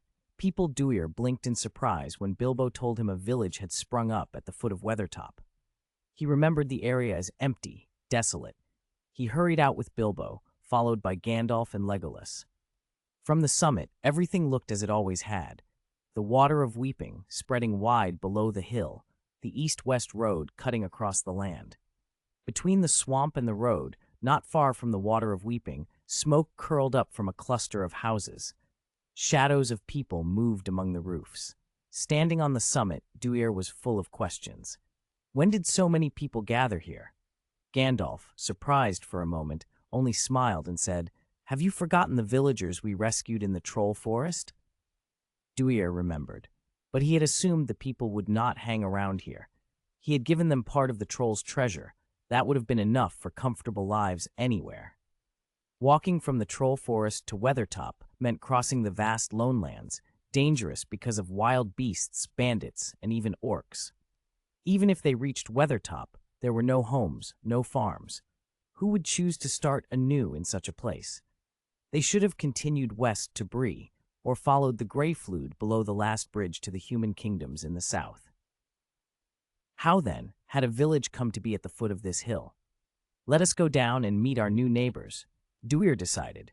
They did not take any convenient shortcuts, no flying broomsticks, just the old, thorn-choked path. Seeing how overgrown and rough the trail was, Duir made a mental note to have a proper road built. It would look poor if his new abode had no decent approach. At the foot of the hill lay the Water of Weeping, a vast marsh that stretched from the southwest slopes of Weathertop toward Bree. Duir stared at the swamp and began to plan. If he could hire the right men, he thought, the swamp could be drained and reshaped into a proper lake, something like the Black Lake at Hogwarts. Boats or a high bridge could then keep Weathertop both accessible and defensible. It would become a stronghold. They went around the marsh and entered the village. The newcomers' arrival roused the villagers to come out. When they saw Duir and his party descending from Weathertop, recognition and disbelief rippled through the crowd. A young man in plain linen stepped forward, eyes bright with excitement. "Wizard Duir, you're back?" he cried. Duir studied him, and the name sprang to mind. "You're Edward?" Edward bowed, overwhelmed with honor. "Yes, Wizard Duir. You returned?" Duir's first question was the one burning in his mind. "Why are you here? What is this village? How did you get here?" Edward told the story in a rush. After Duir and Gandalf had rescued them and given them gold, most of the villagers had tried to make their way west to live under Duir's protection. The journey had been brutal. They had even run into a band of orcs and had thought they would die. Duir and Gandalf exchanged grim looks. Orcs, this far afield, were worrying news. Edward continued. Rangers had found them and cut down the orcs. When the rangers heard who had saved the villagers, 2 of them escorted the group all the way to this spot. Their leader had said he knew Duir. His name had been Alpha. Duir was surprised. The Dunedain had come to their aid. Edward, proud and excited, persuaded Duir and the others to come into the village. Duir recognized many faces among the crowd, men and women he and Gandalf had rescued before. A few, however, were strangers. Edward explained they were people from nearby areas who, having heard of the black-robed wizard Duir, had come seeking protection. Duir had become a known name across Eriador, his deeds in the Barrow Downs, his help repelling an attack of walking trees that had threatened the hobbits, and the rescue of villagers from the troll forest had given him a reputation for mercy. For folk with no protector, who were prey to bandits, greedy lords, or worse, the idea of a lord who would safeguard them was irresistible. Edward said this was only the first group from the surrounding region. More refugees would arrive. Already the village sheltered over 300 souls. If that number grew, the settlement would need to expand into a town. All the villagers gathered to look at Duir. The ones he had saved before looked at him with open joy. They had left precarious lives to settle here precisely to gain his protection, and his long absence had left them anxious. Seeing him again steadied them. The newcomers kept their distance, reverent and nervous, unsure whether Duir would accept them. Duir asked, "Who manages the village now?" A tall, spare man stepped forward and bowed. "Lord Duir, I am Luke. The villagers chose me to look after things for the moment, but the true head should be appointed by you." Duir studied Luke. He did not appear to be one of the rescued villagers. "You weren't among those I saved," Duir observed. "Where did you come from?" Luke answered truthfully. He had lived in Bree. That surprised Duir. Bree sat at the crossroads of the east-west road and the north-south road. It was a lively town with trade and comforts. Why would a man leave Bree to come here? Luke, son of the previous mayor of Bree, explained that a dispute with the current mayor made him seek a new life. He had heard Duir was establishing himself at Weathertop and had come to ask for protection. Duir's memory filled in the background and he nodded. It was politics, nothing for him to pry into. Luke, however, proved resourceful. He had quickly organized the people, overseen the building of houses, and even started simple trade with passing merchants. He had the villagers' trust. Duir saw no bad motive. "If the villagers approve, you may remain their chief," he said. Luke's relief showed. Although he had kept a calm face, he had been anxious about Duir's judgment. He dropped to his knees and with solemn fervor swore, "I, Luke Thompson, in the name of the gods, swear allegiance to the great Lord of Amon Sul, Tree Feller, White Bane, Troll Slayer, Orc Nemesis, Lord Duir." One by one the villagers followed. They knelt and swore their fealty, declaring themselves Duir's subjects, asking him to be their lord. Duir was taken aback. He waved a hand. "You needn't swear fealty. You may live here if you wish. I will see you are not harmed." For a moment the villagers froze, uncertain and uneasy. Gandalf watched their faces and sighed. "Duir," he said, "accept their allegiance. It is better for them. Only as your subjects can they be secure here." Duir looked at the waiting, hopeful faces and felt the weight of the world's ways press on him. He had promised them safety, yet in these lands people felt secure only when they had a lord to swear to. With a reluctant smile, he nodded and accepted their oath. The change in the village was immediate. Their anxiety turned to joy as if a long search had ended. In that instant, these people became Duir's first subjects. They would address him as "my lord," as a mark of respect and protection. Gandalf clapped Duir on the shoulder, laughing. "Congratulations, Duir. You have subjects now." Bilbo grinned, delighted at the idea of having a lord among his company. Legolas, quiet as ever, allowed himself a broad smile.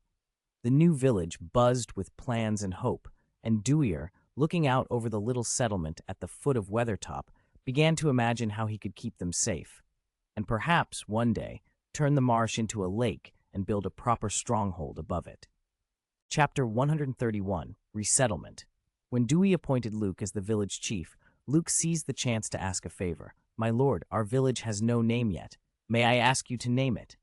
The other villagers looked at Dewey expectantly.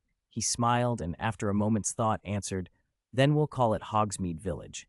He had already renamed Amon Sul as Hogwarts. This settlement, so close by, deserved a fitting companion name. With that, Hogsmeade came into being, a name that, in time, would become famous throughout Eriador and beyond. Since he had accepted these people, Dewey felt he could not remain indifferent. He lifted his wand. Stones rose and stacked themselves into walls. Timbers slid together and fitted snugly. Under the villagers' stunned, admiring eyes, houses assembled themselves along the streets, and a high, thick stone wall sprang up around the hamlet. In minutes, a compact village that might have passed for a small fortress stood complete. Dewey let the magic fall silent and nodded. It was a show of power and a welcoming gift, but he already knew not to make a habit of it. A little help could breed gratitude. Too much could breed dependence. He was here to protect these people, not to raise them by enchantment. No sooner had the villagers recovered from their amazement than a great roar split the sky. Heads turned. A black speck grew and approached, expanding into something enormous. Confusion quickly gave way to terror. "Dragon! A dragon!" someone shrieked. Faces went white. They had only heard of dragons in tales. Seeing one overhead was enough to send them scrambling for cover. Luke, trying to keep his composure as chief, shouted for everyone to shelter. He glanced at Dewey and the others, calm, unfazed, and hurried up to Dewey. "My lord, the dragon is coming. We should hide."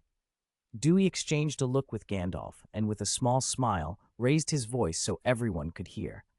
"No need to be afraid. That dragon is my mount. He won't harm you." The villagers reacted with a mixture of disbelief and hope. If Dewey's dragon could be trusted, perhaps there was nothing to fear. The dragon, however, landed without waiting for their ascent, its vast wings stirring gusts that rattled shutters. It settled outside the new walls and addressed Dewey in a rumbling, petulant voice. "Master, you merely teleported back. I had to fly all the way from the Trollshaws without a rest, and my belly is rumbling." Then the dragon's eyes swept the villagers. A mischievous glint crossed his great face. "Are these the little snacks you prepared for me, master?" A collective gasp rose from the crowd. Fear flared anew. Dewey's jaw tightened. "Shut up. If you scare them again, I'll confiscate all your treasures and make you sleep on the floor." "And these are all my people. Don't be rude," the dragon grumbled. "Ah, so they're the master's people," the dragon replied, and in an instant his tone altered. He forced a smile that was all fang and shine. I am Smaug, the Golden, Lord of Wealth. If you ever meet an enemy you cannot beat, call me and I'll help you burn and plunder everything.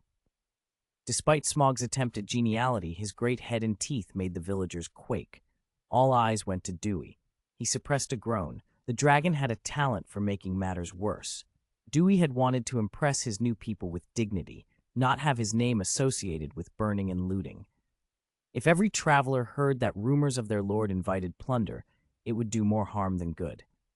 This rogue dragon would have to be settled first. After giving a brief reassurance to the villagers, Dewey, Gandalf, and the others climbed onto Smaug's back and departed. The villagers stood frozen, watching the dragon lift them toward Weathertop. Their fear soon gave way to a very different feeling: awe. Their lord owned a dragon. That meant power. No one would dare threaten them now. They could boast their lord was a dragon lord. Smaug's breathy laughter receded into the distance. Dewey had already decided where Smaug would live. He rode a broom along the cliff at the back of Weathertop, placed a well-aimed exploding charm, and blew open a large mouth in the rock. He tunneled inward until the cavity connected with the tower's cellar on the first underground level. The cellar was roomy enough, and with an undetectable extension charm, Dewey expanded its interior until Smaug could fit comfortably. The dragon could enter through the cave in the cliff and settle into the cellar below the tower. Smaug eyed the empty space greedily. Master, pour out all the treasure. I won't sleep without a bed of hoarded gold. Dewey took out the pouch that held a portion of the Lonely Mountain treasure and, floating on his broom, tipped it. A gilded river poured out and thundered down into the cellar. Coin and jewel cascaded like a metallic waterfall. Smaug's eyes shone green. He plunged into the pile and reveled in the sound of clinking gold as if it were heavenly music. Dewey wondered, not for the first time, what sort of mind made dragons so obsessively fond of wealth. Even after that, Smaug was not satisfied. Master, I smell coins on you. Don't hide them. Bring them all out. With a rueful twitch of his mouth, Dewey emptied the loot taken from Goblin Town onto the heap. Smaug's nostrils flared and his gaze burned. There's more, Master. I can smell it. Bring it out. I'll guard it for you. Dewey simply kept pouring. Troll hordes, finds from the Barrow Downs, until he was down to nothing. Only then did Smaug relent, sprawling and groaning contentedly on the glittering mound. Go.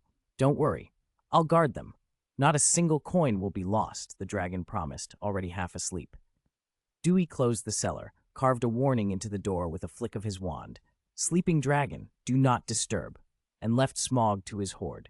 On the tower's lookout, Dewey found the circular stone platform where Arnor had once kept a palantir.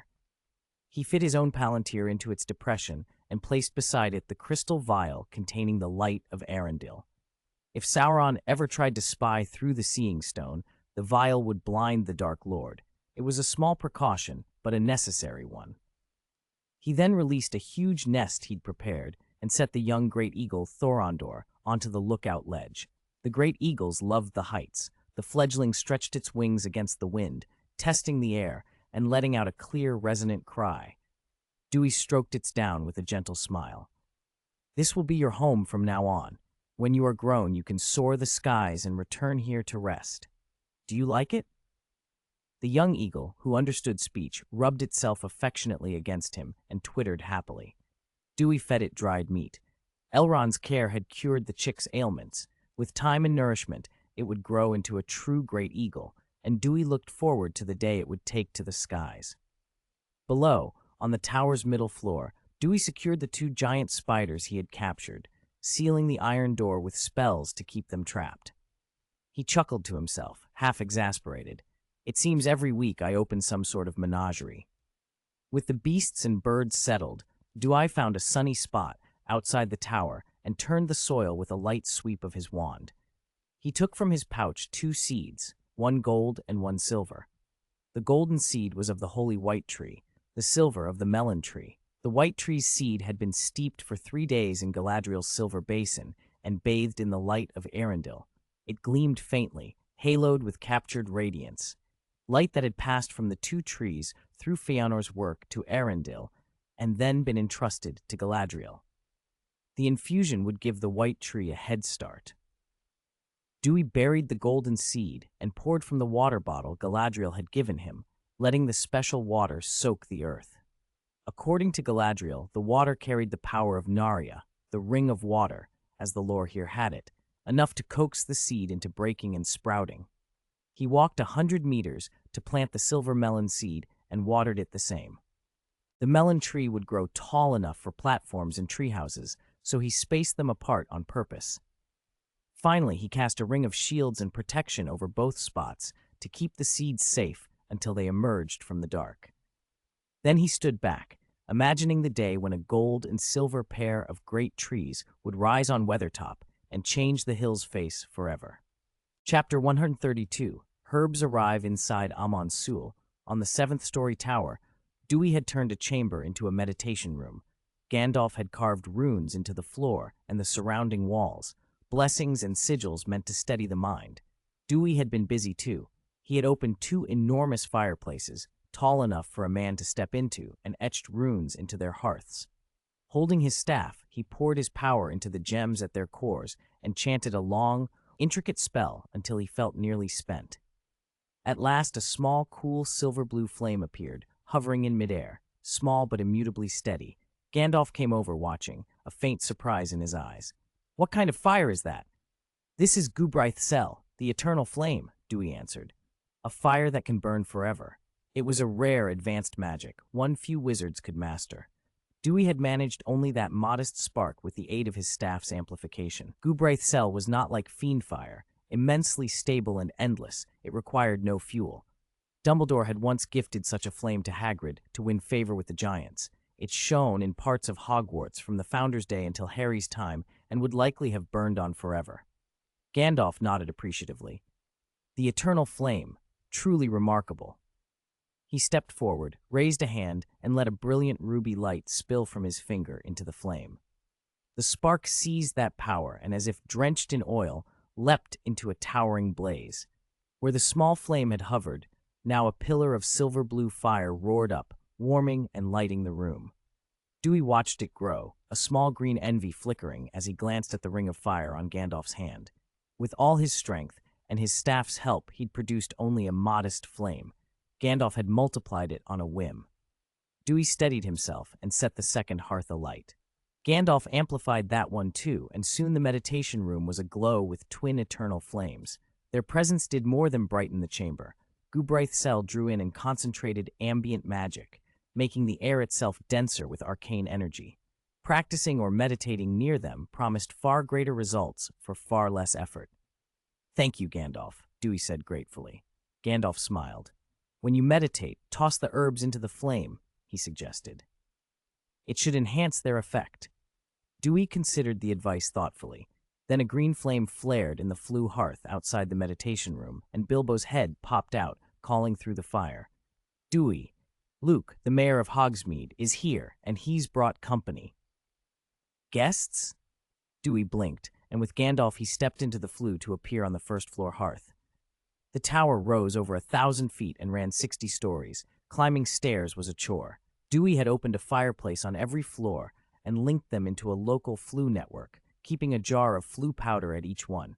He'd made up a whole barrel of it, and Rivendell agreed to send Moonstone in exchange, so he used the powder as freely as he pleased. On the first floor, Luke rose in respect as Dewey entered. Dewey waved him off, then his gaze landed on the tall figure beside him, and his face lit. "Alpha, what a surprise. I didn't expect you." Alpha, a Dunedain Dewey had met once in Bree during the Lonely Mountain expedition, bowed solemnly. "Wizard Dewey, the tales of your deeds at the Lonely Mountain have reached even beyond the Misty Mountains. The elves sing of you, the bards put your name in verse." Dewey shook his head and deflected the praise. "You flatter me. I don't deserve all that. Gandalf, the dwarves, the elves, and many others did as much." He then asked what had brought Alpha to Amon Sul. Alpha didn't press the compliment further. "Wizard Dewey, the herbs you asked us to collect, we've gathered most of them. You weren't here earlier, so we couldn't deliver them. Hearing you'd returned, we brought them now." Dewey's eyes brightened. He had bartered the ancient corpse sword he found in the Barrow Downs to Alpha and the Dunedain in exchange for help collecting rare plants. It had been almost a year. He had almost forgotten. "You've brought them. Where are they?" "We left them outside," Alpha said. "There's a great many, and it's difficult to carry them inside. We wanted your guidance." Outside, Dewey first noted several tall Dunedain, but then his attention fixed on the large carts piled high with wooden boxes. Countless herbs had been sorted, boxed, and planted in soil, living plants with leaves and flowers. Dewey hurried forward, heart pounding with excitement. "Is this Athelas, King's grass?" he asked, staring at a box packed with hundreds of slim, chive-like plants. Alpha nodded. "Athelas. It's difficult to grow and slow to transplant. We brought what we could." Dewey was thrilled. He had envied the sight of Athelas in Lady Galadriel's Lorien garden. Its healing power, wound mending, poison slowing, and protection against dark forces was legendary. He felt briefly panicked at the sight of the slightly drooping plants. They would need careful tending and prompt transplantation. He forced himself to breathe and looked over the rest.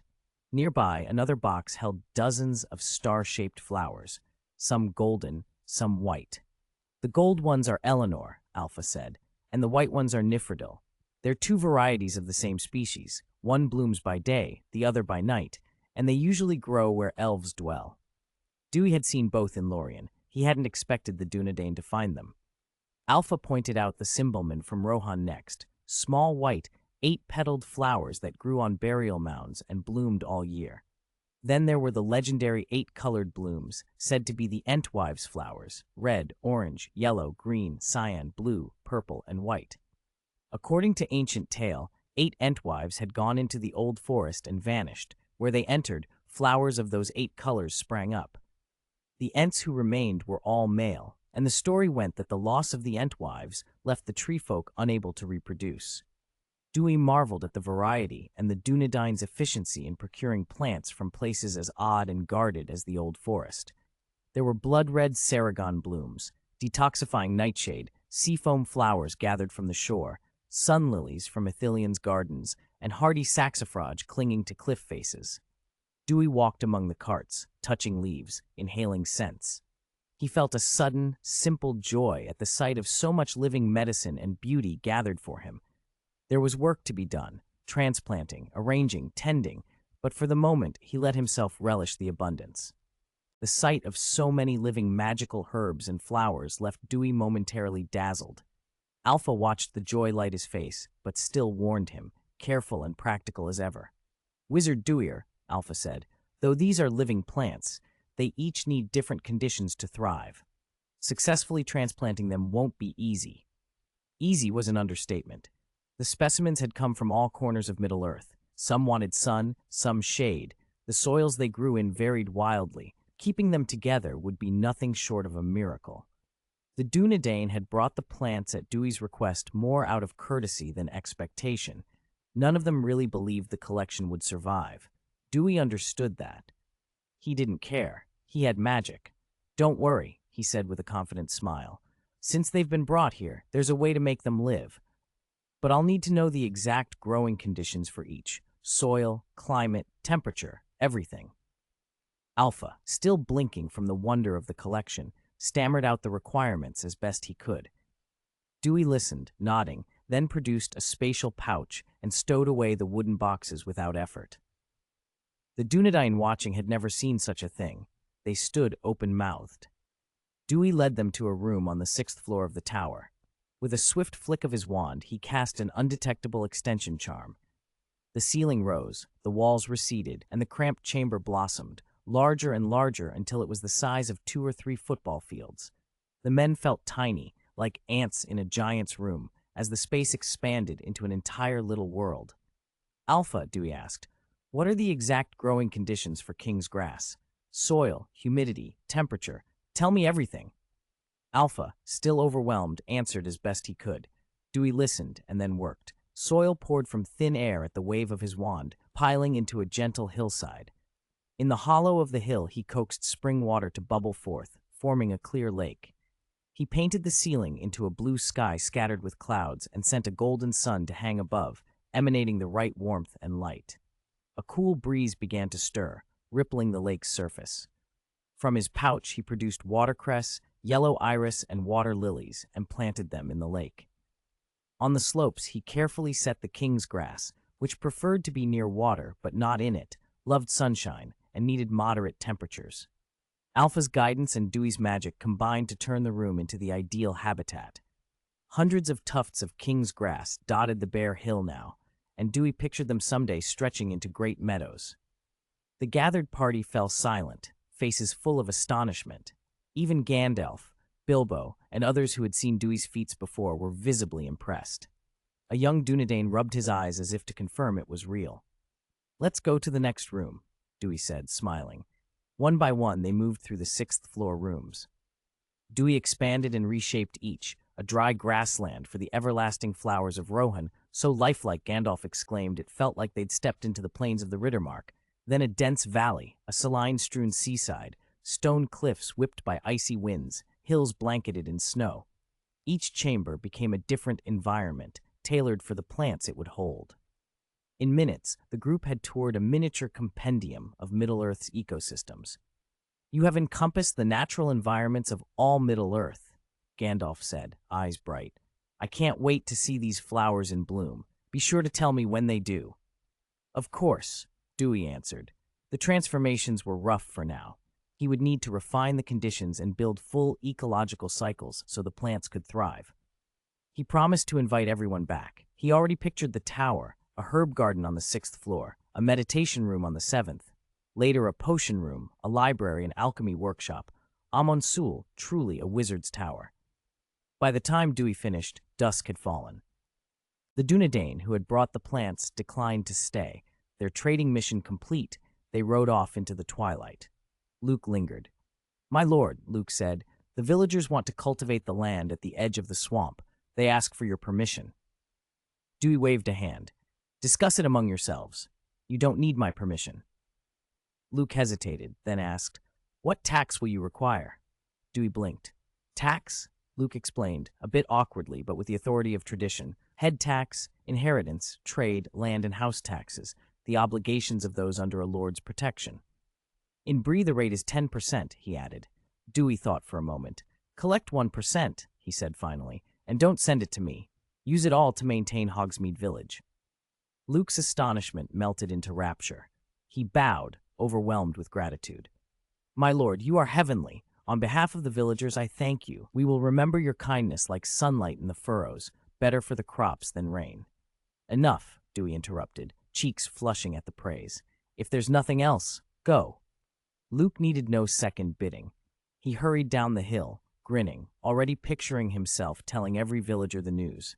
In his head, he saw Hogsmeade growing, from hamlet to town to city, perhaps even a nation, himself rising as Dewey's right-hand man and a name recorded forever in the village's history.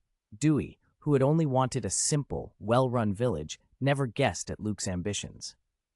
After watering the white tree and the melon seeds as he always did, Dewey went up to the meditation room on the 7th floor. He closed the door, set the room to do not disturb, and sat between two fireplaces that burned with Gubraith cellfire. The walls and floor were carved with ancient elvish runes that steadied the mind. The only light in the chamber came from the twin flames. Because of the Gubraith cell's presence, the air thrummed with magic, no lesser than Rivendell or Lothlorien. The room felt mysterious and sanctified. He conjured a low, comfortable sofa and sat. From his pouch, he took a handful of wide, golden melon leaves and tossed them into the fire. These were leaves from the melon trees, gathered in such abundance he could have filled the whole room. They burned with the scent of sunshine, warm, clean, like linens dried in the sun. Dewey set the leaves to feed the fire in measured intervals, and smoke rose in slow, shimmering ribbons that refused to disperse fully, curling instead into thin, ethereal bands. He inhaled the fragrance, leaned back, and began to hum the song Tom Bombadil had taught him. The melody held a simple, childlike joy. In the room steeped with magic, the tune resonated more deeply than it might elsewhere. Joy rose in Dewey's chest, light, untroubled, clear, and thoughts one by one drifted away until only the song remained. Then even the song fell silent, and he entered a thoughtless, aware stillness.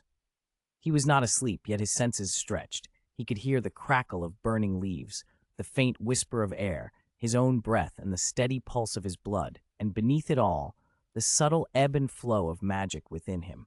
Chapter 134, The 7-Year-Old Rooster. After an unknown span of time, Dewey finally emerged from his meditation. He stretched, feeling as if he had slept deeply and awoken refreshed. A gentle, vibrant energy thrummed through him. He noticed, with a flicker of astonishment, that his magic seemed to have increased slightly. He couldn't be sure at first if it was only his imagination, but the change felt real, and if it was real, it was significant. In the magical world, a wizard's power usually strengthens with age, especially between the first stirrings of talent around 11 or 12 and the late teens, when magic often surges. After adulthood, most wizards' power levels tend to stabilize. Only a few, like Dumbledore or Voldemort, push on through relentless study. Dewey's case was different. He had awakened as a wizard only after transmigrating, and he was already an adult. For the past 2 years, his magic had grown rapidly, reaching a level comparable to elite aurors. Lately, though, growth had seemed to slow. This new uptick after meditation felt like the return of that early awakening. He meditated for several more days to be certain. When the increase proved consistent, relief and joy washed over him. He had not expected meditation to strengthen magic as well as mind and soul, a fact Gandalf had not found surprising. Soul, mind, and magic form a kind of triangle, Gandalf had said. Magic is the outward shape of the mind. The mind is a reflection of the soul. Meditation sharpens the mind, which stirs the soul. As the soul grows stronger, the magic follows. Dewey was tempted to meditate constantly, but Gandalf cautioned against excess. Overdoing it could be mentally draining and even harm the soul's cultivation. With Gandalf's advice, Dewey limited his practice to a healthy rhythm. They could not linger anyway. They needed to go to the Old Forest and see whether Tom Bombadil could be trusted with the One Ring. Bilbo was also homesick. A year away from the Shire was a long time for a hobbit who loved his bag end, and Dewey knew Bilbo wanted to get back home soon. Before they left, Dewey arranged care for the young eagle Thorondor, who still required attention at the tower's peak. He chose a young man from Hogsmeade named Edward. Dewey had been impressed with Edward during the rescue of the Troll Forest villagers. While many stood numb with shock, Edward answered questions clearly and calmly. He had been the first to greet Dewey and Gandalf in Hogsmeade, and later had shown courage when the group encountered the Dunedain, stepping forward to parley when others feared bandits, securing an escort that got them safely to the foot of Weathertop. On the road, despite hardships, he had kept morale up and never complained. When Dewey offered him the task, Edward was ecstatic. In his eyes, Dewey was a savior. Having received the gold Dewey gave him, he agreed without hesitation to travel 1,000 miles to live on Dewey's lands and care for Thorondor. Dewey entrusted several important rooms at the tower to magical seals. They could not be opened without his permission, and he took down the Palantir and Arundel's light from the peak. The places outside where the white tree and melon tree seeds had been planted were also enchanted. Edward's single duty was to tend to Thorondor, and to that end, Dewey even managed to pry a bag of gold from a miserly smog, part payment, part food money for the eagle. Under Edward's watch, Dewey, Gandalf, Bilbo, and Legolas used flue powder and stepped through the green flames, arriving in the fireplace of the Prancing Pony in Bree. The inn's dim common room was mostly quiet. A few scattered patrons ate and drank while the innkeeper, Mr. Buttercup, polished glasses behind the bar. The fireplace flared green and drew every eye. Buttercup blinked, startled, then recognition lit his face. He had seen something like this a year before. Gandalf emerged first, coughing at the dust as he stepped out. "Good morning, Mr. Buttercup," he said with a smile. "Honestly, your fireplace needs cleaning." He nodded cheerfully to the few stunned customers. "Good morning, everyone. I hope we haven't disturbed you." Before they could collect themselves, the fireplace flared again, and Legolas stepped out, tall, lithe, and still streaked with dust. His perfect features and golden hair caught the lamplight. When someone noticed his pointed ears, a low exclamation rippled through the room. Buttercup, who had heard tales of elves from his grandfather, was almost beside himself. Even dusty, Legolas' noble presence made the mayor's pomp look thin by comparison. Bilbo followed, drawing little attention. Bree already had hobbit staff, and a hobbit in the prancing pony was no great novelty to the regulars. Bilbo hurried out, discreet and anxious to avoid being jostled by Dewey behind him. Finally, the green flames rose once more, and Dewey stepped out. The patrons' reactions were mixed until Buttercup dropped the rag and hurried forward. "Lord Duir," he blurted, bowing again and again. "We are honored. How may I serve you, my lord?" Weathertop was close to Bree, and Buttercup had heard the name. The master of Aman-Sul had returned, and mounted on a giant dragon no less. Rumors said the villagers gathered beneath Weathertop had pledged themselves to the tower's lord. In a place where information was the innkeeper's lifeblood, Buttercup was careful to be respectful. The other patrons turned to look as well. Many remembered the legend of Aman-Sul, the great tower on the hill, and the name Duir. Some had tried to reach Weathertop and had found it impossible, as if a ghostly barrier kept unwanted visitors away. The mystery enhanced the tower's reputation. Dewey needed Buttercup's network. He handed the innkeeper a heavy bag of coins and a small parchment. "Mr. Buttercup," he said, "you receive travelers from everywhere. Your channels are wide. I need you to help me collect everything listed on this paper, as much as you can find." He tapped the parchment. "And find me a rooster that has lived 7 years." Buttercup took the paper and scanned the list. Bat spleen, tree snake skin, crocodile heart, eel eyeballs, frog brains, pufferfish eyes. The entries were odd and specific. A 7-year-old rooster surprised him most of all. Ordinary households didn't keep roosters that long. Even breeders culled them at 3 or 4 years. But the sight of the gold made his eyes shine. "Lord Duir, consider it done," Buttercup declared. "If anyone can find such things, I can." His inn was at a crossroads where rangers, merchants, dwarves, bards, and all manner of travelers paused. Information and curiosities passed through daily. For coin, he could trace nearly anything. Dewey refused the innkeeper's effusive gratitude with polite firmness. After purchasing some provisions for the road, Dewey and his companions left Bree to continue their journey. Chapter 135, Goodbye, Tom Bombadil. Heading west from Bree, they hadn't yet set up the Flu network, so the fireplace teleportation was out of the question. They didn't need to walk, however. Dewey and Gandalf each rode a flying broomstick. Dewey carried Bilbo, Gandalf carried Legolas. The 4 of them flew straight for the old forest. Halfway there, they passed over the Barrow Downs. After the cleansing that had been performed, the dark powers there were much diminished. The place was still gloomy, but the corpse wights lay in deep sleep. So long as no one disturbed them, there would be no trouble from the Barrow wights for decades.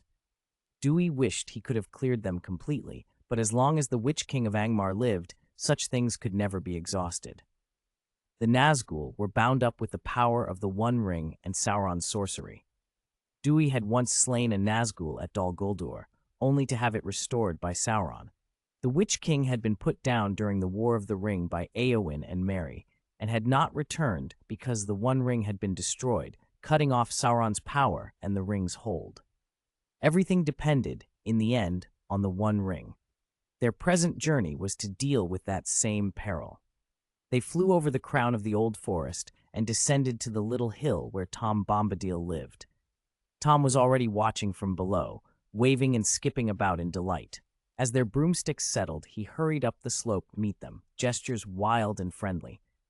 "Oh, my friends, welcome to Tom Bombadil's house." "Hi, Tom," Dewey answered, stepping forward. "Long time no see." "Ah, Duir, my friend." Tom laughed and hugged him like a cheerful bear. "The easterly winds have been telling me of your victories. I have been most eager to hear of your travels." Dewey smiled. He had always been grateful to Tom. The core of his first wand had come from Tom and Goldberry, and they had taught him the song magic that he meditated on and developed. It had helped him greatly. He had wanted to repay them, though Tom and Goldberry lacked for nothing. "Tom, I brought you a gift," Dewey said, producing a hollow ring set with a blue gem. He handed it to Tom.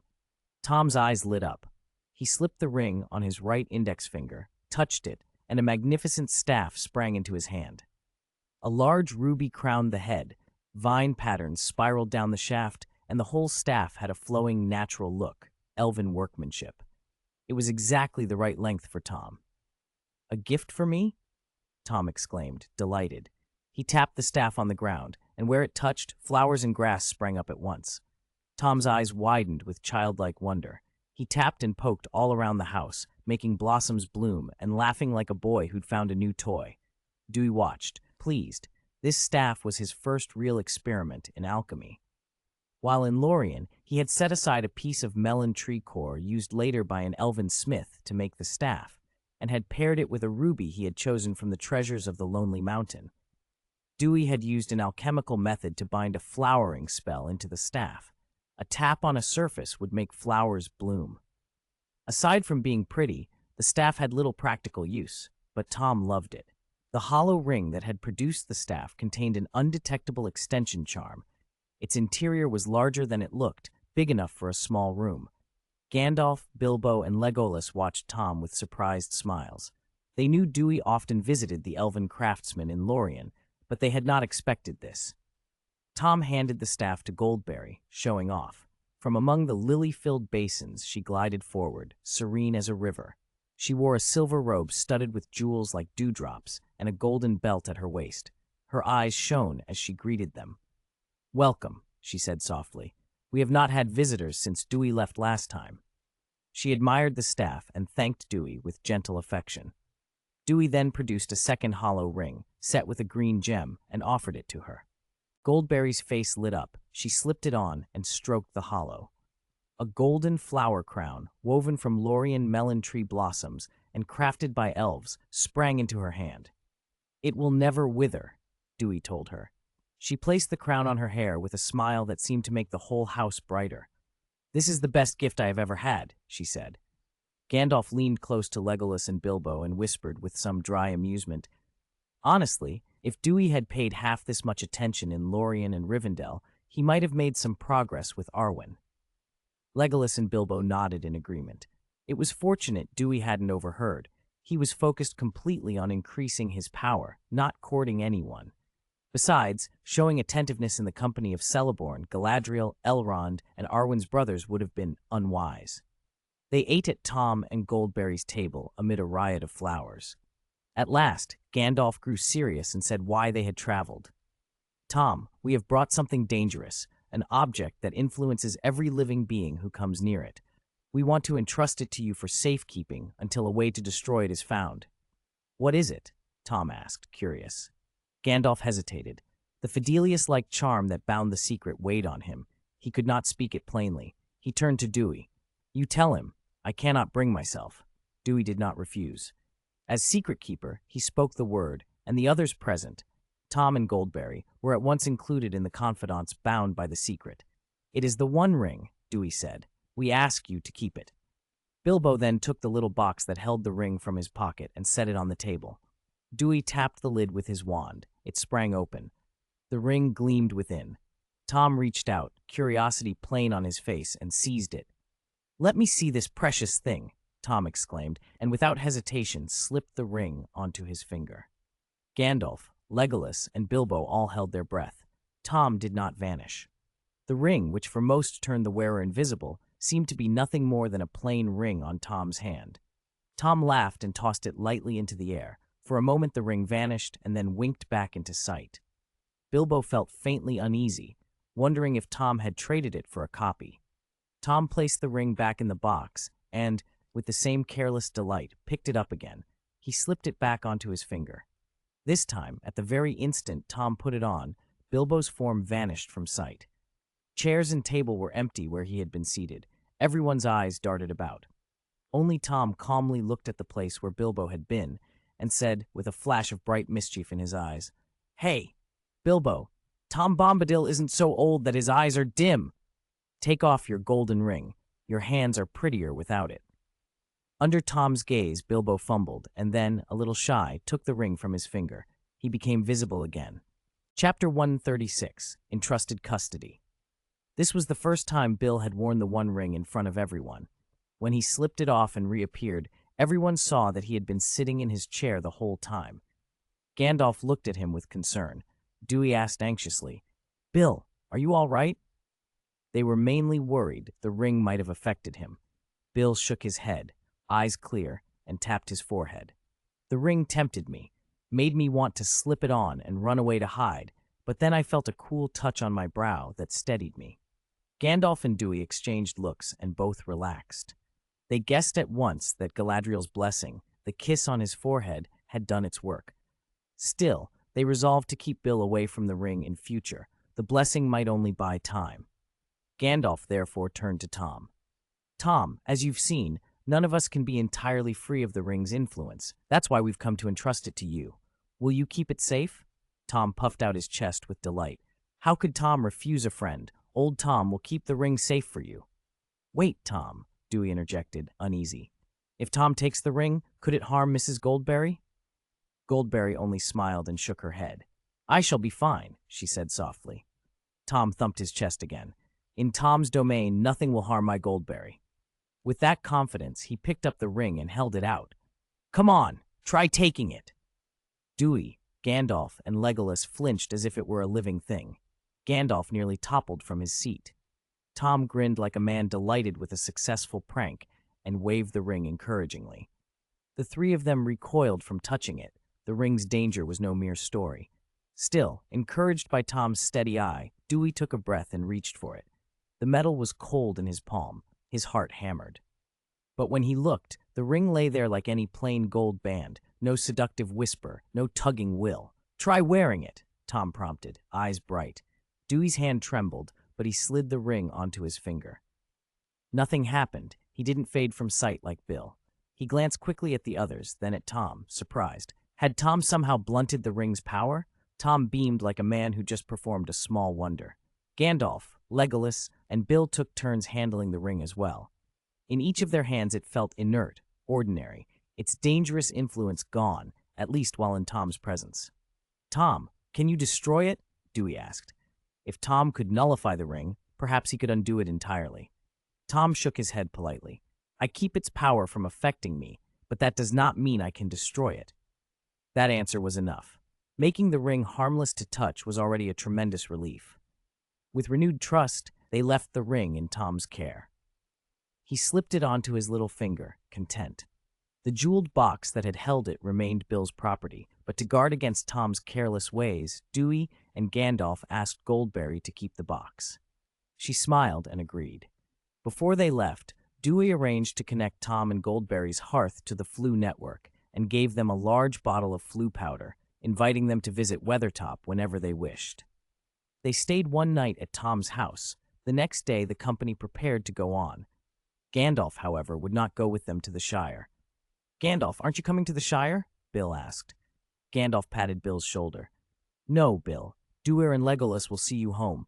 I must go south. There are matters in Mordor I'm uneasy about, and I plan to speak with the steward of Gondor.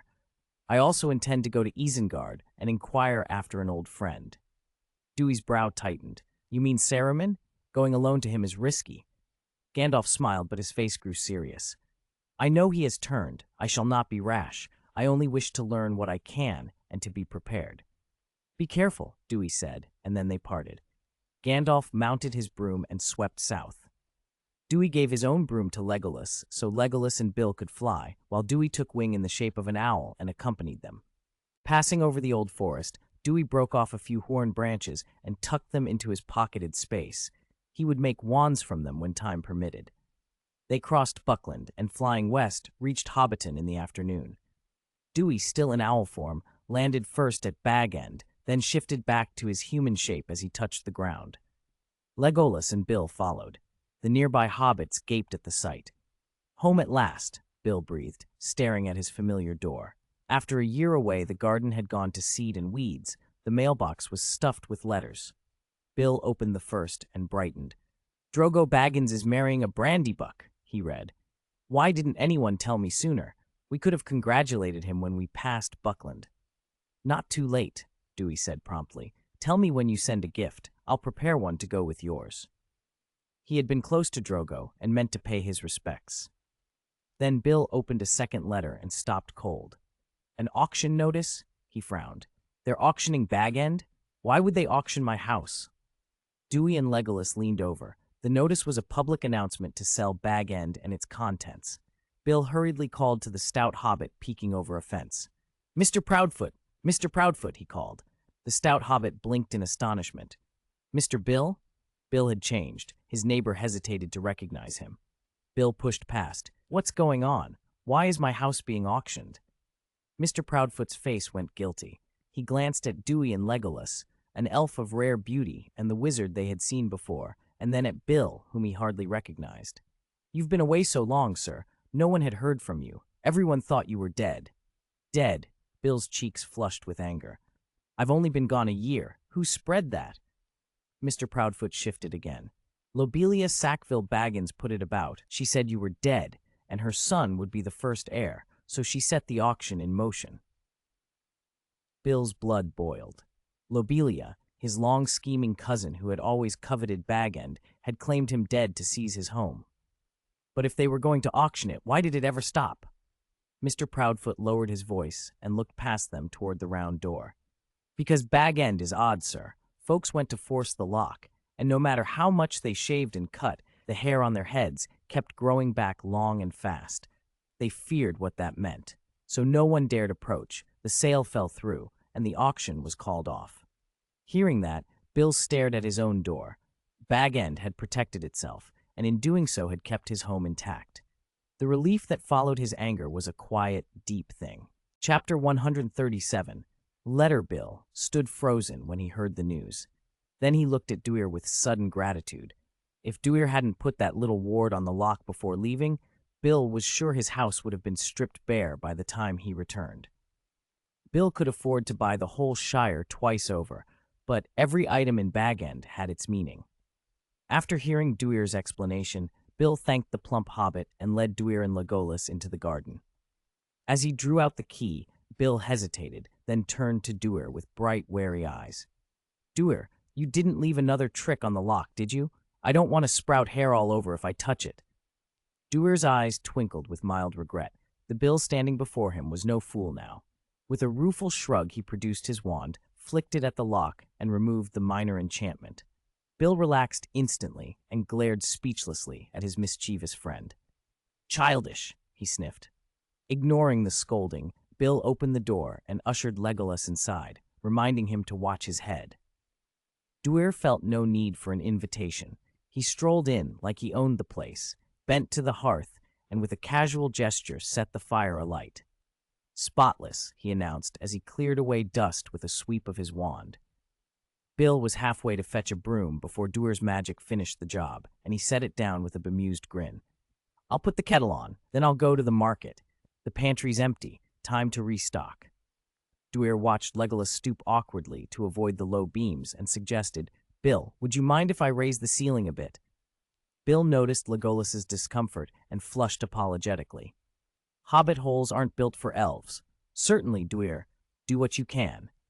Duir waved his wand and altered the space with an undetectable extension charm, opening up the room and adding height so Legolas could move easily. After that, Bill set off for the market, with Duir and Legolas following.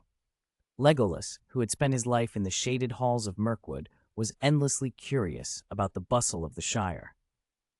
As they wandered through Hobbiton Market, the rumor that Bill Baggins, who was supposed to be dead, is alive, spread like wildfire. Seeing a wizard and an elf at his side made the neighbors gape. Many were eager to hear what adventures he had had, and to catch a glimpse of an elf they had only ever heard about in tales. By the next day, Bag End had become the center of attention.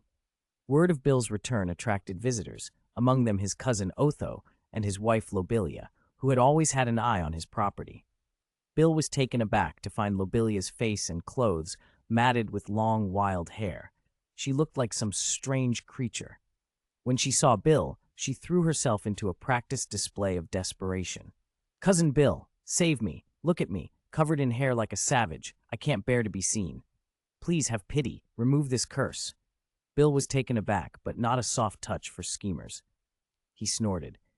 If you hadn't spread rumors about my death and tried to auction off my house, would you be in this state? And I don't have any magic to lift curses. Lobelia's theatrics didn't falter. We meant no harm. You were gone so long. No news. We feared you were dead and only wanted to see the place looked after. Cousin Bill, please, ask that wizard to lift the curse. I promise, once it's gone, I'll trouble you no more. She pinched Otho discreetly to cue him, and he soon joined in, swearing the same promises. Bill paused. He disliked the pair, but he wasn't cruel. A few months' embarrassment seemed sufficient payment for their covetousness. He looked to Duir. Duir? Duir had no taste for family quarrels, but when asked, he stepped forward and waved his wand at Lobelia. That's done. The couple looked at one another in puzzlement. Nothing seemed different. People turned their eyes to Duir in confusion. She's not changed, someone whispered. Duir smiled mildly. She won't grow any more hair now, he explained. But the hair she already has will have to be shaved off. Otho and Lobelia shared a glance that was more fear than annoyance. They had some skill at conning hobbits, but they were not going to argue with Duir's steady, penetrating gaze. They slunk away, and the curious neighbors soon drifted back to their business. Bill turned to Duir. You actually removed the curse? Duir's smile was almost indulgent. You didn't really think I'd let them off entirely, did you? Bill shook his head fast. No, only that with your skill, you could have made the hair vanish outright. I promised to lift the curse, Duir said lightly. I didn't promise to shave them. Bill had to bite his lip to stop laughing at the thought of Lobelia going to a barber. He inwardly wished them good luck finding a discreet tonsure who wouldn't hack too much hair away and leave them even more embarrassed. Duir and Legolas stayed at Bag End for 3 days. Then, reluctantly on Bill's part, the two of them left by way of the newly linked fireplace. With Bag End connected to the Floo network, Duir simply used Floo powder to travel. If he wanted to see Bill again, he could always apparate instantly. Duir stepped out into the first floor of Weathertop Tower. Legolas, who had arrived earlier, was exchanging pleasantries with Edward when Duir emerged. Edward approached at once. Lord Duir, you're returned. Anything happened while I was away? Duir asked. Nothing important, Edward replied, then handed him a parchment. Though a few more people have come to Hogsmeade, and yesterday a letter came through the fireplace from Esgaroth. It was sent by someone named Bard, by Floo. Bard of Esgaroth? Duir took the envelope in surprise and opened it. The contents clarified everything. It was not a letter from Bard alone, but an invitation passed through him by the dwarves. Since Duir had not established a Floo connection to the Lonely Mountain, the dwarves had reached out to Bard when they wished to contact him. The message contained 2 main subjects. One concerned the massive dragon-scale armor that Dane Ironfoot of the Iron Hills had promised to forge for the dragon Smaug. The other was an offer related to the new Weathertop Castle. Thorin Oakenshield had pledged, in return for Orcrist, to gather dwarven craftsmen to build a grand stronghold for Duir on Weathertop, more like a fortress or a school than a mere tower. Now that Thorin had reclaimed the Lonely Mountain and been crowned king under the mountain, dwarves from the Blue Mountains and other exiled clans were returning home. Thorin intended to honor his promise. Duir's eyebrows relaxed as he absorbed the proposal. He turned to Legolas. I'm going to Esgaroth. Will you come? Legolas shook his head. I'd like to return to Mirkwood for a while. Take plenty of Floo powder, Duir said. The woodland realm had fireplaces connected to the network. With powder, it would be easy for Legolas to travel as needed. After bidding Legolas farewell, Duir scooped a handful of Floo powder into the hearth. Esgaroth, he said, and stepped into the green flames. A brief dizziness later, he found himself in Esgaroth's fireplace. The town that had once been ruined by dragonfire was remarkably changed. Duir blinked at the newly repaired houses and the bustle on the streets, shops lining the lanes, vendors calling out, people hurrying by. Dwarves mingled with humans, bargaining and trading as though the town had never been scorched. The sight of Esgaroth restored and alive surprised him. People recognized Duir and doffed their hats or bowed as he passed, which drew curious looks from the dwarves.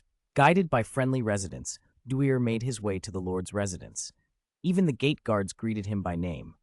Wizard Duir, one said respectfully. Lord Bard has said you need not announce yourself. Please come in. Duir inclined his head and followed the guard. Before they reached the main hall, Bard himself came out to meet him, smiling broadly. I didn't expect you so soon, Duir. Please, do come in. Duir returned the smile.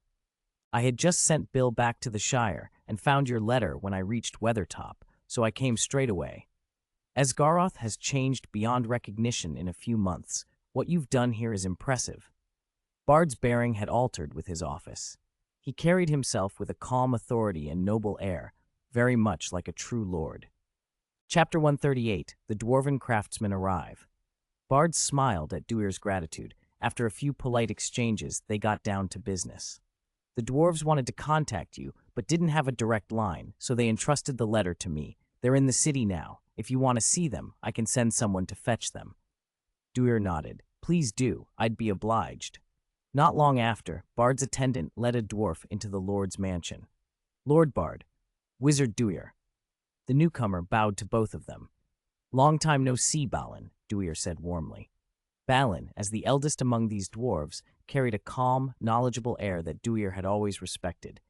Balin chuckled. I'm well. Erebor has been reclaimed. Durin's line returns. No more worrying about being buried in foreign soil. By the way, Duir, we've brought the craftsmen you asked for. The road from Erebor to Weathertop is long and dangerous, so we urged you to come here. He added, and Lord Dane Ironfoot has finished forging the dragon armor and entrusted us to deliver it. Duir's face brightened. Everything's ready? Where is it? It's in Erebor. If you wish, you may take it now, Balin answered. Shall we not leave at once? Duir, slightly impatient, agreed. After thanking Bard, he mounted his flying broomstick with Balin. The dwarf, thrilled by the broomstick ride, peppered Duir with questions about Bilbo and the old expedition. He was especially glad to hear Bilbo had returned home. Soon they reached Erebor's restored gates. Guards in polished armor stood sentinel, and dwarf warriors patrolled the walls. Led by Balin, Duir passed through the gates and into the great hall. Erebor was no longer home to just Thorin and a handful of companions. With the return of Durin's scattered kin from the Blue Mountains and elsewhere, the mountain thrummed like a true dwarf kingdom. Thorin sat upon his throne, Fili at his side. King under the mountain, Thorin Oakenshield, Duir greeted, leaning on his staff. Thorin inclined his head. Wizard Duir, it has been long. You look well. Thorin waved a hand and called the craftsman forward. I promised Wizard Duir aid in building his castle. I will send 1,000 dwarf craftsmen to accompany him until the work is finished. He continued, my cousin Dane Ironfoot has provided a forged dragon armor to deliver as well. Balin will escort you to it. Duir was almost giddy at the offer. Thank you, your majesty, Thorin. With 1,000 craftsmen, he could not imagine the castle would not be finished quickly. Balin led Duir to the hall where the dragon armor was kept. Even from the doorway, Duir's breath caught. The armor was vast, a full suit forged to fit a dragon, plates overlapping from head to tail, engraved with dwarven patterns that flashed silver in the torchlight. It was articulated so the wearer could move. The workmanship was breathtaking. If Smaug himself had worn this, Duir thought, he would have been immeasurably more terrible. The set was enormous. No ordinary room could contain it. Fortunately, it came apart into sections, and with some effort, Duir managed to tuck the pieces into his spatial bag. When they returned to the great hall, the 1,000 craftsmen Thorin had provided were assembled, tools and equipment at their feet. It would be impractical to march so many souls and so much gear across the long road to Weathertop, Duir realized. He looked at the crowd and said to Balin, bring me a sturdy box, not too large, something a person could carry. Balin obliged and had a tin box produced. Before the watching dwarves, Duir cast the undetectable extension charm, widening the box's interior until it could accommodate them all. He conjured a ladder inside with a flick of his wand and turned to address the craftsman with a smile. The road to Weathertop is too long to walk. If you'll bear with me, please file in and rest in here until we reach our destination. There was a silence as the dwarves regarded the small box. Then they glanced up at Thorin, who understood Duir's magic, and gave them a nod. One by one they filed in.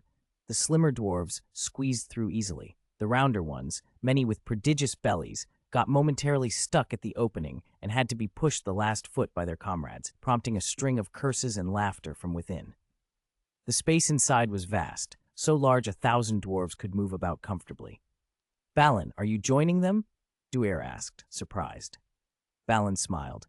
I lead this group. I must be with them. And Duir, if you have any plans for the castle, tell me. I am well practiced in construction. Then please do, Duir said with relief. Having Balin in charge put him at ease. Secure with his 1,000 craftsmen and Balin, Duir said farewell to Thorin and left for River Valley City, then slipped through the fireplace back to Weathertop. He arrived to find Edward waiting anxiously. "My lord, you're back!" "I've brought many guests. Please make arrangements for their lodging," Duir said. Edward glanced at the fireplace, puzzled. No one stood there. Duir smiled and placed the tin box on the floor. "Don't look there. They're in here," he said, opening the box. "Out you come." Balin was the first to climb out, emerging up the ladder and staring about with wide eyes. "We arrived so quickly?" One by one, the dwarves spilled out, noisy and boisterous. When a particularly rotund dwarf stalled at the lip of the box, his companions hauled him free with shouts and laughter, dragging him like a pulled root vegetable. The first-floor hall filled rapidly with dwarves' voices and dwarven clatter. Poor Edward looked overwhelmed. "Enough!" Duir's voice boomed through the room, and the noise abated. "Welcome to Weathertop. Make yourselves comfortable. We will host a welcome banquet tonight." At the mention of a feast, the dwarves' faces lit up. They adored banquets. Duir had originally planned to house them within the tower. The 60 floors of Weathertop held more than enough rooms, and he could expand spaces with the undetectable extension charm if needed. But Balin insisted the dwarves prefer tents outside. Seeing the stubbornness in their eyes, Duir conjured several tents in the grounds and expanded their interiors. All 1,000 dwarves fit inside comfortably. That evening, Amansul shone bright. The hall on the first floor, expanded to accommodate the crowd, held over 1,000 dwarves and several hundred villagers from Hogsmeade. The villagers, loyal to Duir, came to help of their own accord. Under village chief Luke's direction, they became butlers, cooks, bakers, and servers. Edward had even run to Bree by fireplace to fetch provisions and wine for the celebration. Determined not to embarrass their lord in front of so many guests, the villagers carried out their duties with cheerful diligence. Duir sat at the head table, Balin and Bilbo to his left, Luke and Edward to his right. Tables ran long and low. Bilbo had come through the fireplace to attend and chose to sit with his old friend Balin. The two old travelers traded stories of the expedition, while Duir listened with a smile and chatted with Luke and Edward. As the dwarves sang and drank, Duir waved his wand and conjured countless instruments that played themselves, accompanying the songs perfectly. The hall rang with music, laughter, and the stomping of 1,000 dwarven feet. The villagers responded in kind, stepping into cheerful country dances. The one who did not seem pleased was the dragon in the cellar, sore at the loss of a little more of his hoard. Even a magnificent set of armor couldn't lift his spirits. The banquet ran long into the night. Eventually, Bilbo returned to Bag End. Under the moonlit sky, the villagers wound back down the mountain path, still bright with the evening's revelry. The dwarves, several cups deep, retired to their tents and continued to sing and drink beneath the stars. Duir stood at a tower window and looked out over the lights on the slopes and the scattering of tents. His chest warmed at the scene. Laughter, music, and the sense of a community gathered. For the first time in a long while, he felt the simple contentment of being a lord. Chapter 139, Build a Castle. With the arrival of the dwarf craftsmen, work on Weathertop finally began in earnest. The dwarves moved like a single well-oiled machine, surveying the mountaintop and its slopes, drafting and redrafting blueprints, and arguing details with the kind of blunt efficiency only dwarves possess. "We plan to build a great castle centered on Amansul, covering the whole summit," Balin announced, spreading a full set of plans across a table. "Also, I propose carving tunnels inside the mountain, secret back passages that lead down to the marshes. We can drain part of the marsh to make a lake encircling Weathertop." "That would form a natural moat," Balin continued, "and if the main gate is ever blocked, the tunnels would give access to a lakeside dock where boats could leave directly." Dewey listened and nodded. Balin's plan matched his own vision perfectly. Oddly enough, it even reminded him of the Hogwarts Castle from his memory. "Do it," he said, clapping once. "I trust your judgment." Balin smiled and puffed up with pride. "I will help you build the finest castle you've ever seen." Dewey was excited too, but while he imagined ramparts and towers, his mind was already turning toward the practicalities. Who would pay for the stone, the tools, the food for 1,000 dwarves, and, worst of all, their inexhaustible appetite for ale? Just because the dwarves agreed to build it did not mean it would be free. Down in the cellar, Smaug's wail made it sound as if the whole world was ending. The dragon sprawled across a heap of coin like a bloated pig and refused to move. "There's hardly any treasure left," he mourned, rolling his great head on the hoard. "Now you want to use it to build a castle? You promised me a mountain of gold to lie on. Where will I be then? Why must I suffer so?" Duir rolled his eyes and gave him a sharp kick. Smaug clung tighter to the coins, even flicking a few to the far side of his body with his tail, as if hiding them. Amused, Dewey produced Eglos from his spatial bag and jabbed its tip threateningly. At the sensation, Smaug stiffened like a trap sprung and grudgingly shifted half his bulk aside. Dewey sheathed the spear, then reached into the bag and began taking coins. The steady disappearance of treasure drew a low, wounded moan. "Master, stop!" Smaug begged. "I'll help you work. Please leave me some gold." Dewey blinked. "You want to work?" "Yes.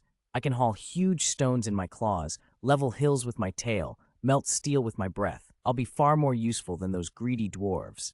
To save his hoard, Smaug was suddenly willing to be useful. And so the castle crew gained an enormous new laborer.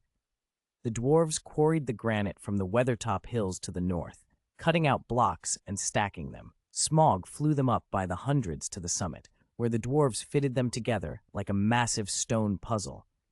He even made a 1,000-mile sortie to the troll forest to rip up ancient, stout trees for beams and scaffolding. With Smaug's power, the pace of construction leapt forward. Balin estimated what would have taken more than a year was now possible in 3 months.